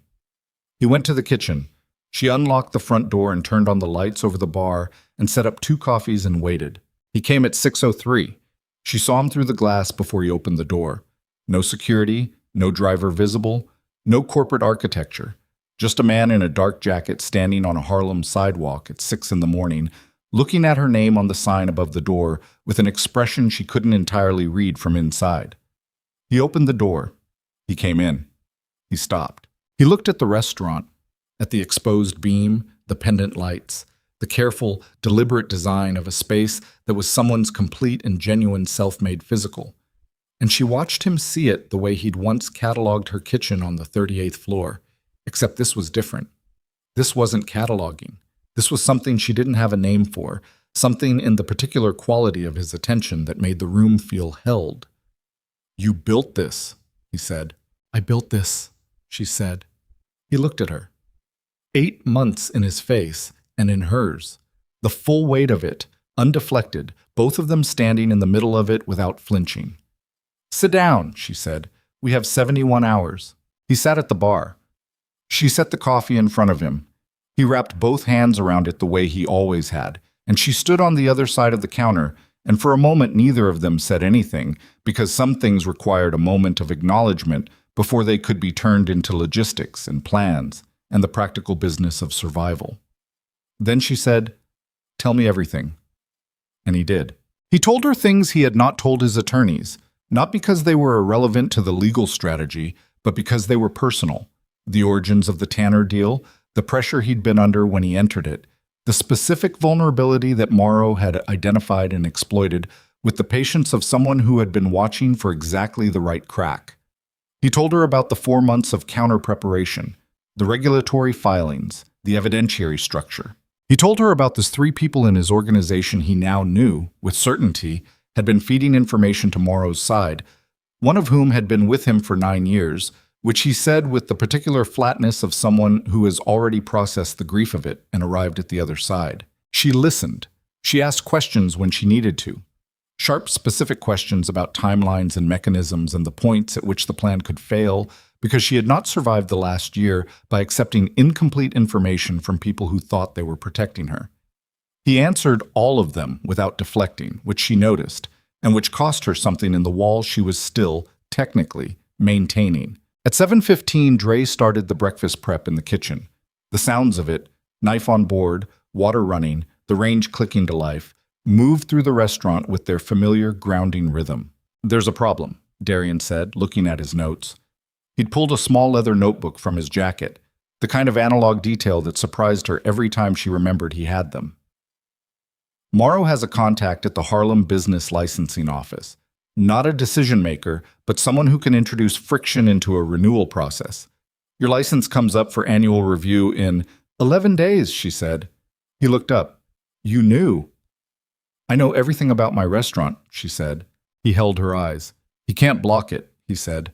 "But he can delay it by 60 to 90 days, during which you'd have to operate under a provisional status that creates complications with your insurance, your vendors, your—" "I know what it creates," she said. "What's the counter?"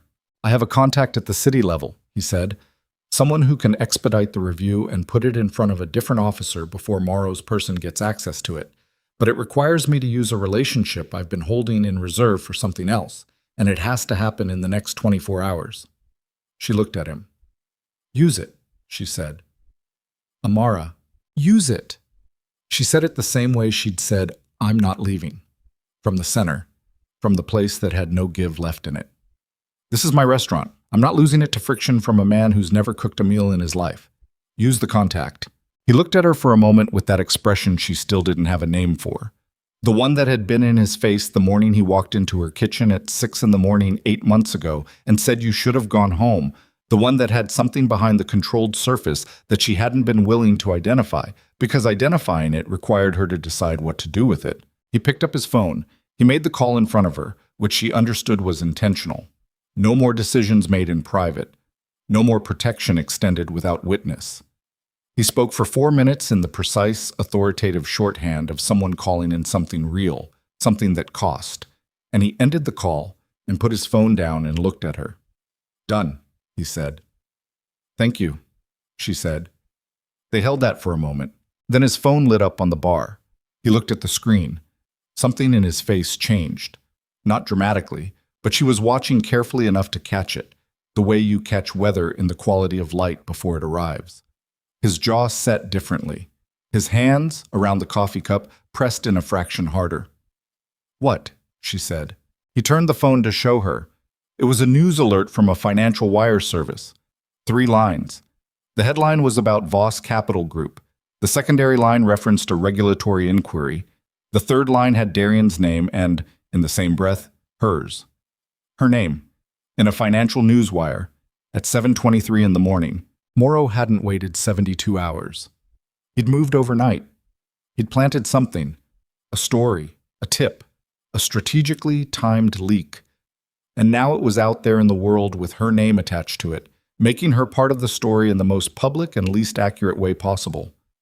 She looked at the screen. She looked at Darian. His eyes were on her face, not the phone.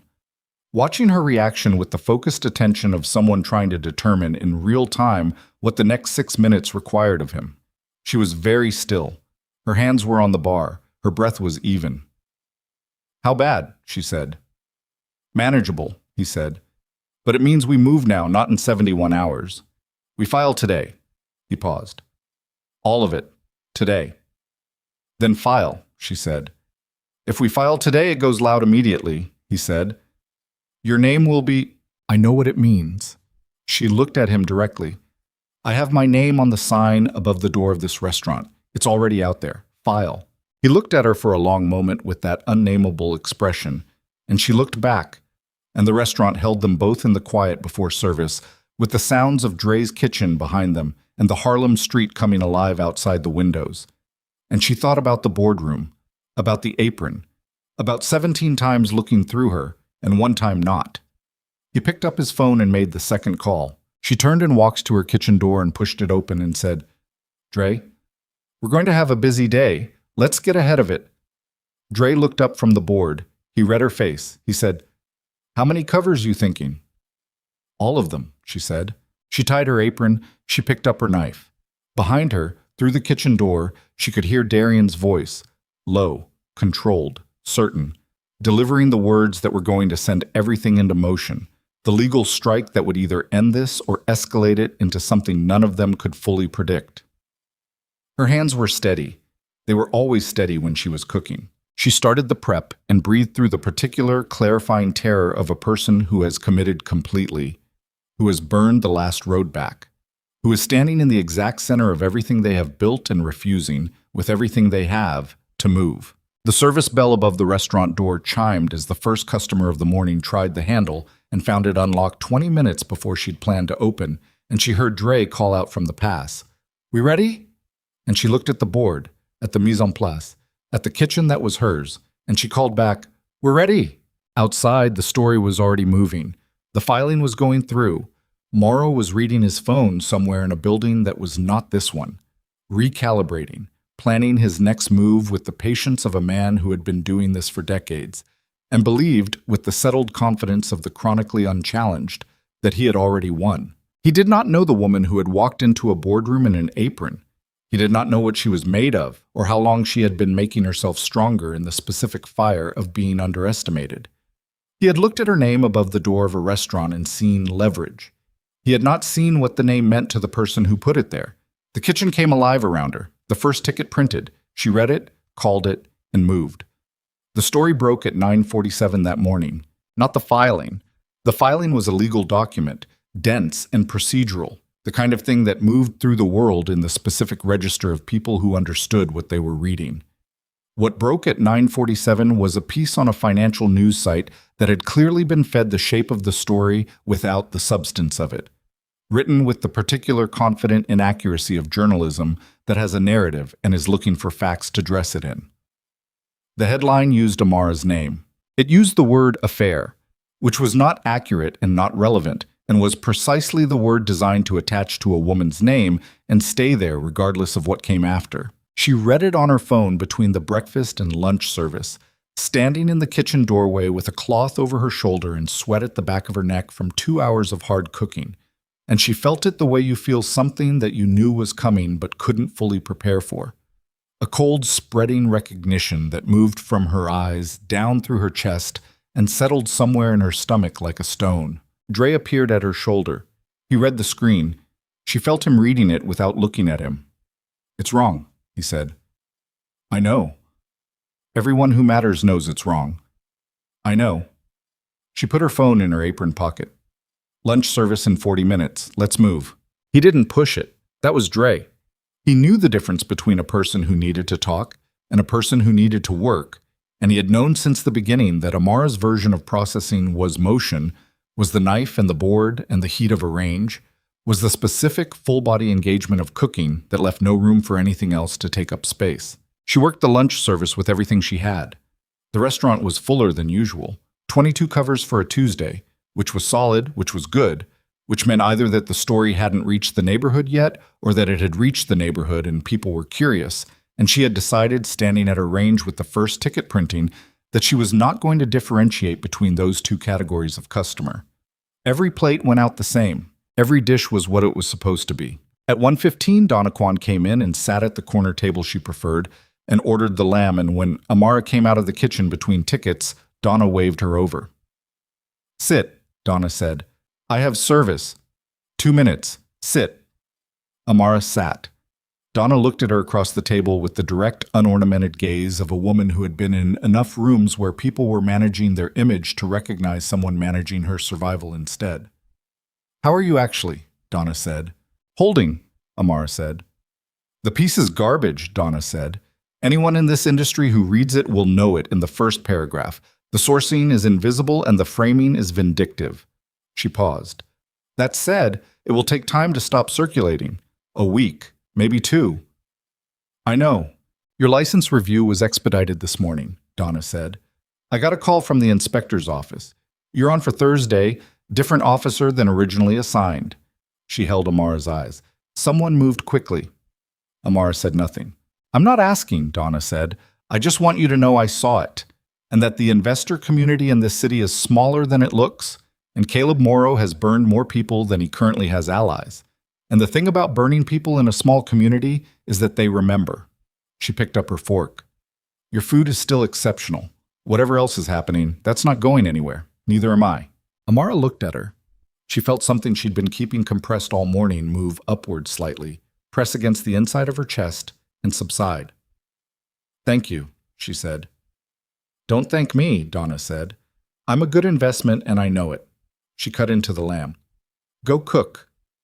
Amara went and cooked. The filing hit the news wires at 3 p.m. in the structured, unambiguous language of legal action: countersuit, regulatory complaint, evidentiary package, the names of 3 specific individuals within Tanner Group's secondary structure. Darian's communications team had timed it with the precision of people who had planned the release down to the hour, dropping it into the afternoon news cycle, at the moment when financial journalists had the most time to read it carefully before their evening deadlines. It was, by any objective measure, devastating to Morrow's position. The buried clause. The shell company. The 9-year employee who had been feeding information, now named in regulatory filings. The full architecture of the original sabotage, laid out in the cold, inexorable language of legal documentation where it could not be spun or reframed or made to mean something other than what it was. Amara read it in pieces between the afternoon prep and the early dinner service, on her phone propped against the spice rack. She read it the way she'd read the termination notice 8 months ago. Not quickly, not emotionally, but with the focused, full attention of someone extracting information they need to carry accurately. At 4:30, Caleb Morrow called her restaurant. She knew it was him before she picked up, the way you sometimes know things. Not through information, but through some older, more instinctive awareness of a situation's momentum.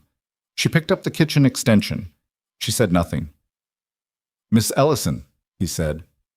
His voice was different from the night at the bar. Still controlled, but with something underneath it now. Not panic.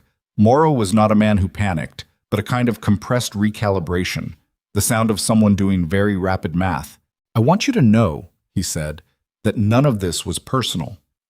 She looked at the wall above the range, at a small scorch mark from an early service, her first month, when a pan had flared and she'd caught it in time, but not before it left its mark on the plaster. She'd left it there deliberately. It reminded her of something she didn't have a word for. The cost of learning, maybe. The evidence of a thing survived. "I know," she said. "That's the problem." A pause. "The filing." "I didn't file anything," she said. "I cook. That's what I do. I built a restaurant, and I cook in it, and you walked into it and put your hands on it, and now you're calling me to tell me it wasn't personal." She kept her voice level, not cold, not theatrical, just honest and direct and entirely without performance. "I don't have anything to say to you, Mr. Morrow. Don't call here again." She hung up. She set the phone back in its cradle. She picked up her knife. Dre said, without looking up from his station. "Good." She didn't respond. She worked. The dinner service that night was the best Ellison's had ever run. She didn't know why, or rather she knew but couldn't have explained it in any way that didn't sound like something other than the truth, which was this. She was cooking from a place she rarely accessed, a deep, unguarded place that existed below strategy and performance and the professional precision she'd spent a decade cultivating.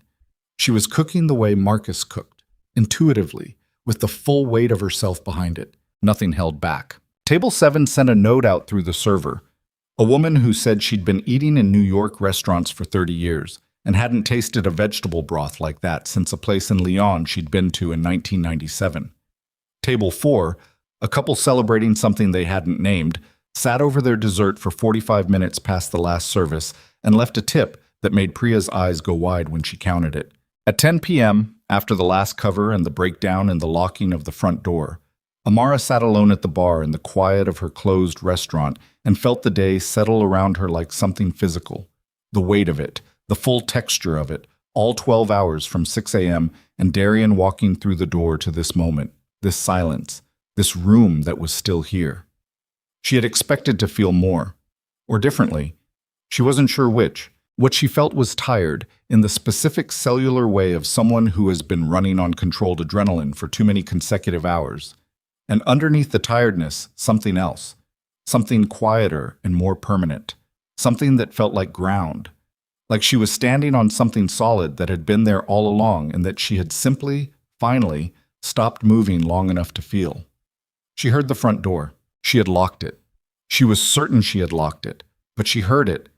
The specific sound of it opening, not forced, opened with a key, which meant one person in the world besides herself, because she had given a spare key to exactly one person in the last 8 months, and that person was standing in her restaurant doorway at 10 p.m., looking at her across the empty room. Darian had his jacket off, which she had never seen.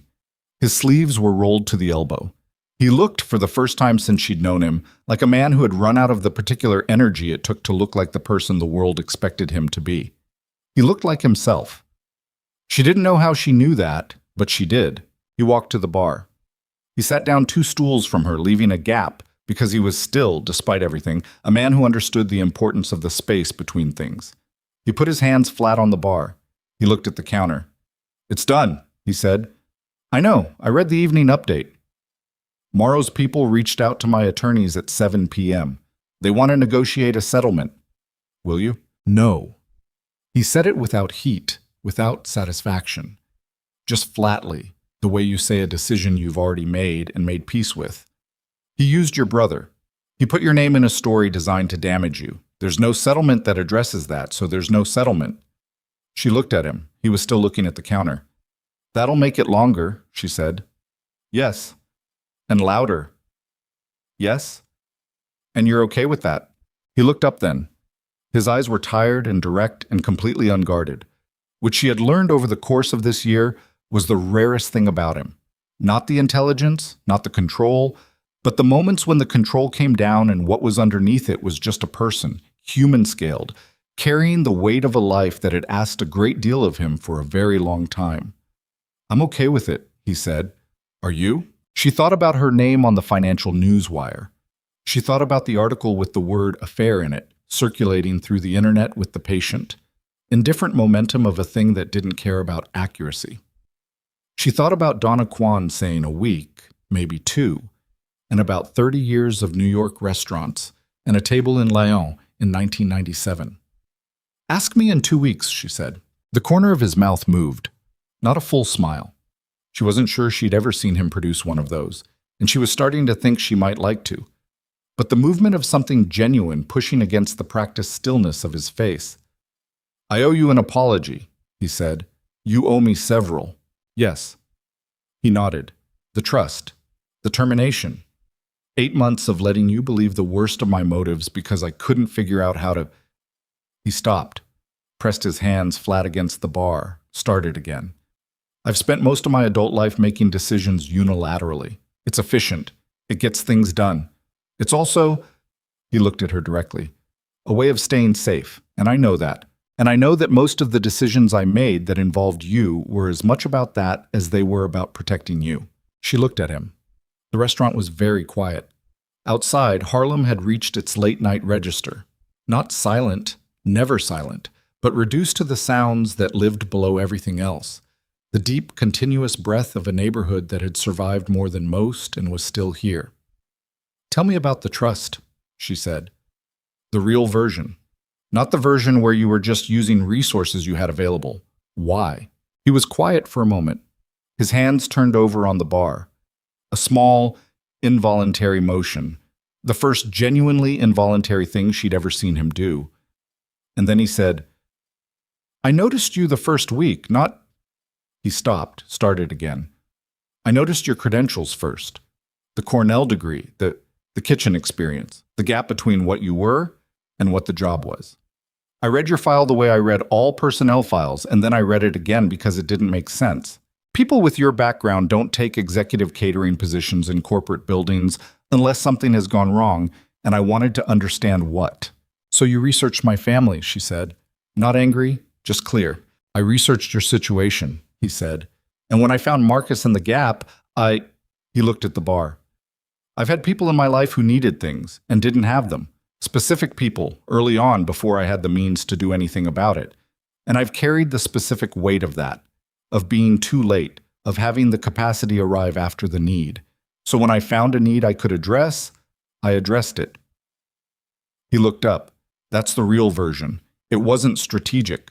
It wasn't calculated. It was a man doing the first thing he could think of with the resources he happened to have, and being too much of a coward to attach his name to it, because attaching his name to it would have required him to explain why he cared. The last 6 words landed in the room and stayed there. She looked at him across the bar, at his hands, flat on the surface between them, at his face, which was showing her something it had never shown anyone in that building on the 38th floor, possibly something it hadn't shown anyone in years. "You could have told me," she said. "I know. Any morning, any conversation, you could have said, 'I noticed, I knew, here's why.'" "I know. Why didn't you?" He held her gaze and said, "Because I didn't know how to be someone you'd believe. I knew how to be someone you worked for. I knew how to be someone you were angry at, and someone you argued with, and someone who sat in your kitchen every morning for 6 weeks and felt like himself for the first time in—" He stopped, something in his throat. He swallowed it, but she saw it. "For the first time in a long time, I knew how to be all of those things. I didn't know how to be someone who told you the truth about why, because I hadn't told myself yet." The silence that followed was the longest one they'd shared, and they had shared a great many silences in this past year. Silences across a kitchen counter, across a phone line, across 8 months of distance and anger, and the complicated grief of something that had never been named. This one was different. This one had room in it, like a silence you step into instead of around. "I'm not forgiving you tonight," she said. "I know.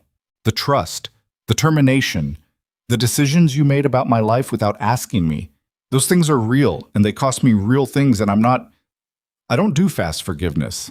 I'm not built that way." "I know," he said. "I'm not asking for it." "What are you asking for?" He looked at her for a long moment. The man who had walked through her front door at 6 in the morning. The man who had been sitting in her boardroom when she walked in wearing an apron. The man who had come to her kitchen every day for 6 weeks and let something true happen there, and then removed himself from it with the same unilateral precision he applied to everything, because he had decided it was the only way to keep her safe and hadn't thought to ask her whether she agreed. "Permission," he said, "to start from where we are. Not from where we were, from here." He looked around the restaurant, her name above the door, her kitchen and her investors and her regulars, and the scorch mark on the plaster she'd chosen to keep. From this, she looked at him. She thought about the boardroom, about 17 times looking through her, and 1 time not. About a stool at a kitchen counter and both hands around a coffee cup and the specific rare admission of being tired.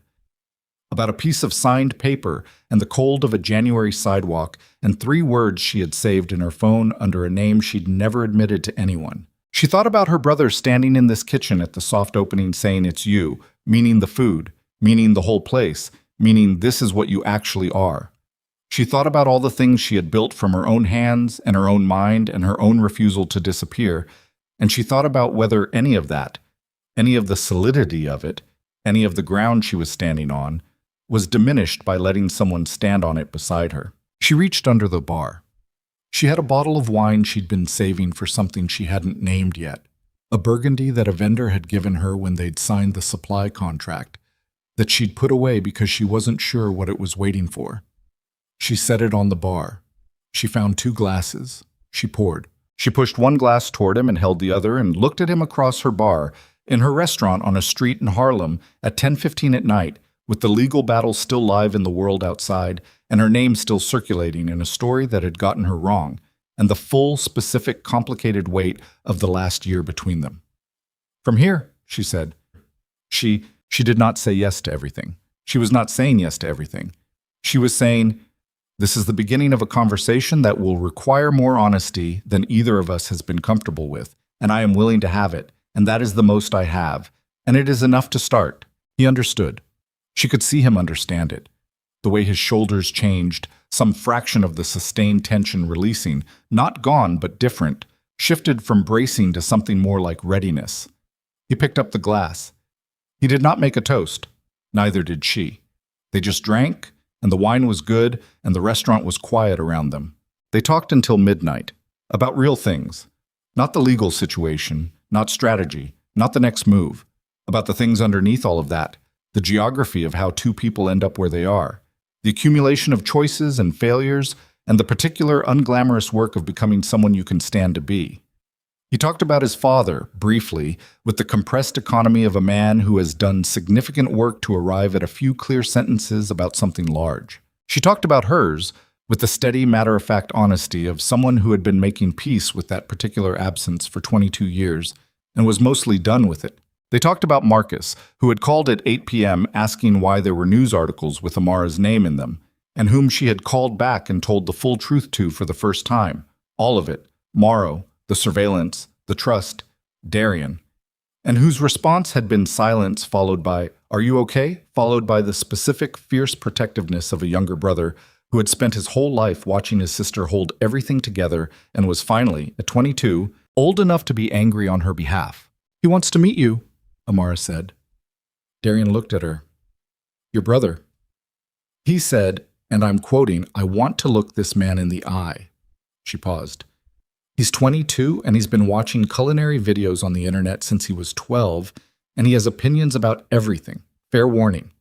Darian said, without hesitation, "When?" She looked at him. Something moved through her that she hadn't expected. Not warmth exactly, or not only warmth, something more structural than that. The sense of a thing fitting into a place that had been its shape all along, without fanfare, without drama, just a quiet settling. "I'll ask him," she said. At midnight, she walked him to the door. They stood in the doorway. Her inside, him on the Harlem sidewalk, the city doing its late-night thing around them with its characteristic indifference to the scale of individual moments. He looked at the sign above the door. Her name in clean sans serif on matte black. "It suits you," he said. "I know," she said. He looked at her. She looked back. The specific quality of that look, of actually being seen, registered, known, was the same as it had been the first time, across a boardroom table with 11 other people in the room and a $340 million deal expiring in the background. It had the same weight. It had more behind it now. He put his hand out. Not to shake, something different, an open gesture, an offer. She looked at it. She put her hand in his, and they held it for a moment, the specific gravity of two people who have been through something real together and are choosing, with full knowledge of the cost, to continue. He walked down the sidewalk.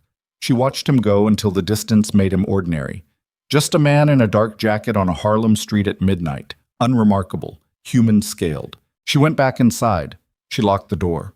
She stood in her restaurant alone and looked at it, at the things she had built from the specific rubble of the worst year of her adult life, from the wreckage of a job she'd lost and a trust she'd felt violated, and the complicated, painful process of being seen by someone and not knowing what to do with it. She looked at the bar and the beam and the pendant lights and the kitchen door behind which her mise en place was already set for tomorrow morning's prep. She thought about the termination notice, folded in thirds, that she'd carried in her chef's coat for 2 weeks before she'd finally thrown it away. She thought about the day she'd arrived at the 38th floor at 5:14 in the morning and moved through the dark like someone who didn't expect to be noticed. She thought about 17 times, and one time, not. She thought about what Dre had said. The morning after Morrow walked into her restaurant, "How are you?" And she had said, "I'm good," and meant it, and meant something specific by it. Not fine, not okay, not managing. Good, grounded, standing on something real. She was still standing on it. The ground hadn't moved. She turned off the lights over the bar. She left the kitchen light on, the way she always did, a habit from her first week, A small, irrational reassurance that the kitchen was ready, that tomorrow morning's work was already waiting. She got her coat. She got her bag. She stood at the door with her hand on the light switch and looked at the restaurant one more time in the half-dark. The shapes of it, the bones of it, the accumulated evidence of everything she was, and she felt something she would not have a word for until much later, until she was standing in this same spot a year from now with a full house behind her and Marcus in the kitchen, and Darian at the bar with his hands around a coffee cup, and the lawsuit long since settled, and Morrow's name in the specific, quiet history of things survived. She would not have a word for it until then, but she felt it now, standing in the dark of her closed restaurant at 12:15 in the morning, and it felt like this. Not arrival, not victory, not the clean, conclusive satisfaction of a story that has reached its ending. It felt like standing at the beginning of something she had earned, like a door that had been waiting for her to understand that she was the one who got to decide whether to open it. She turned off the kitchen light.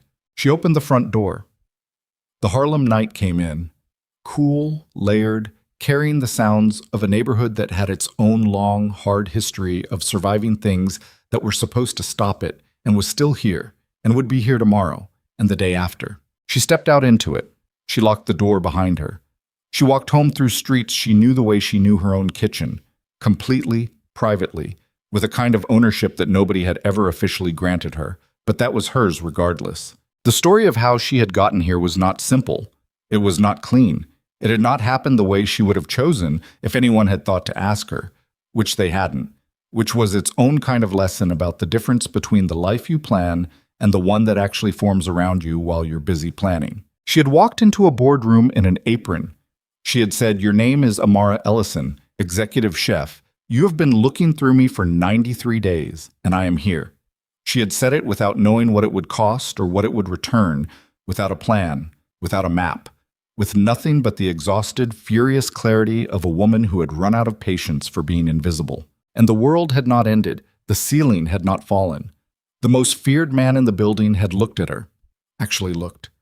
And everything that followed, all of it, the trust and the anger and the termination notice and the restaurant and the lawsuit and the midnight glass of wine and the hand extended on a Harlem sidewalk, all of it had grown from that single, irreversible, slightly ridiculous act of refusing to disappear. She walked. The city moved around her with its absolute impersonal energy, and she moved through it the way she'd always moved, steadily, purposefully, without waiting for anyone to hold a door. But for the first time in longer than she could precisely remember, she was not moving away from something. She was moving toward. That was enough. That was in fact everything.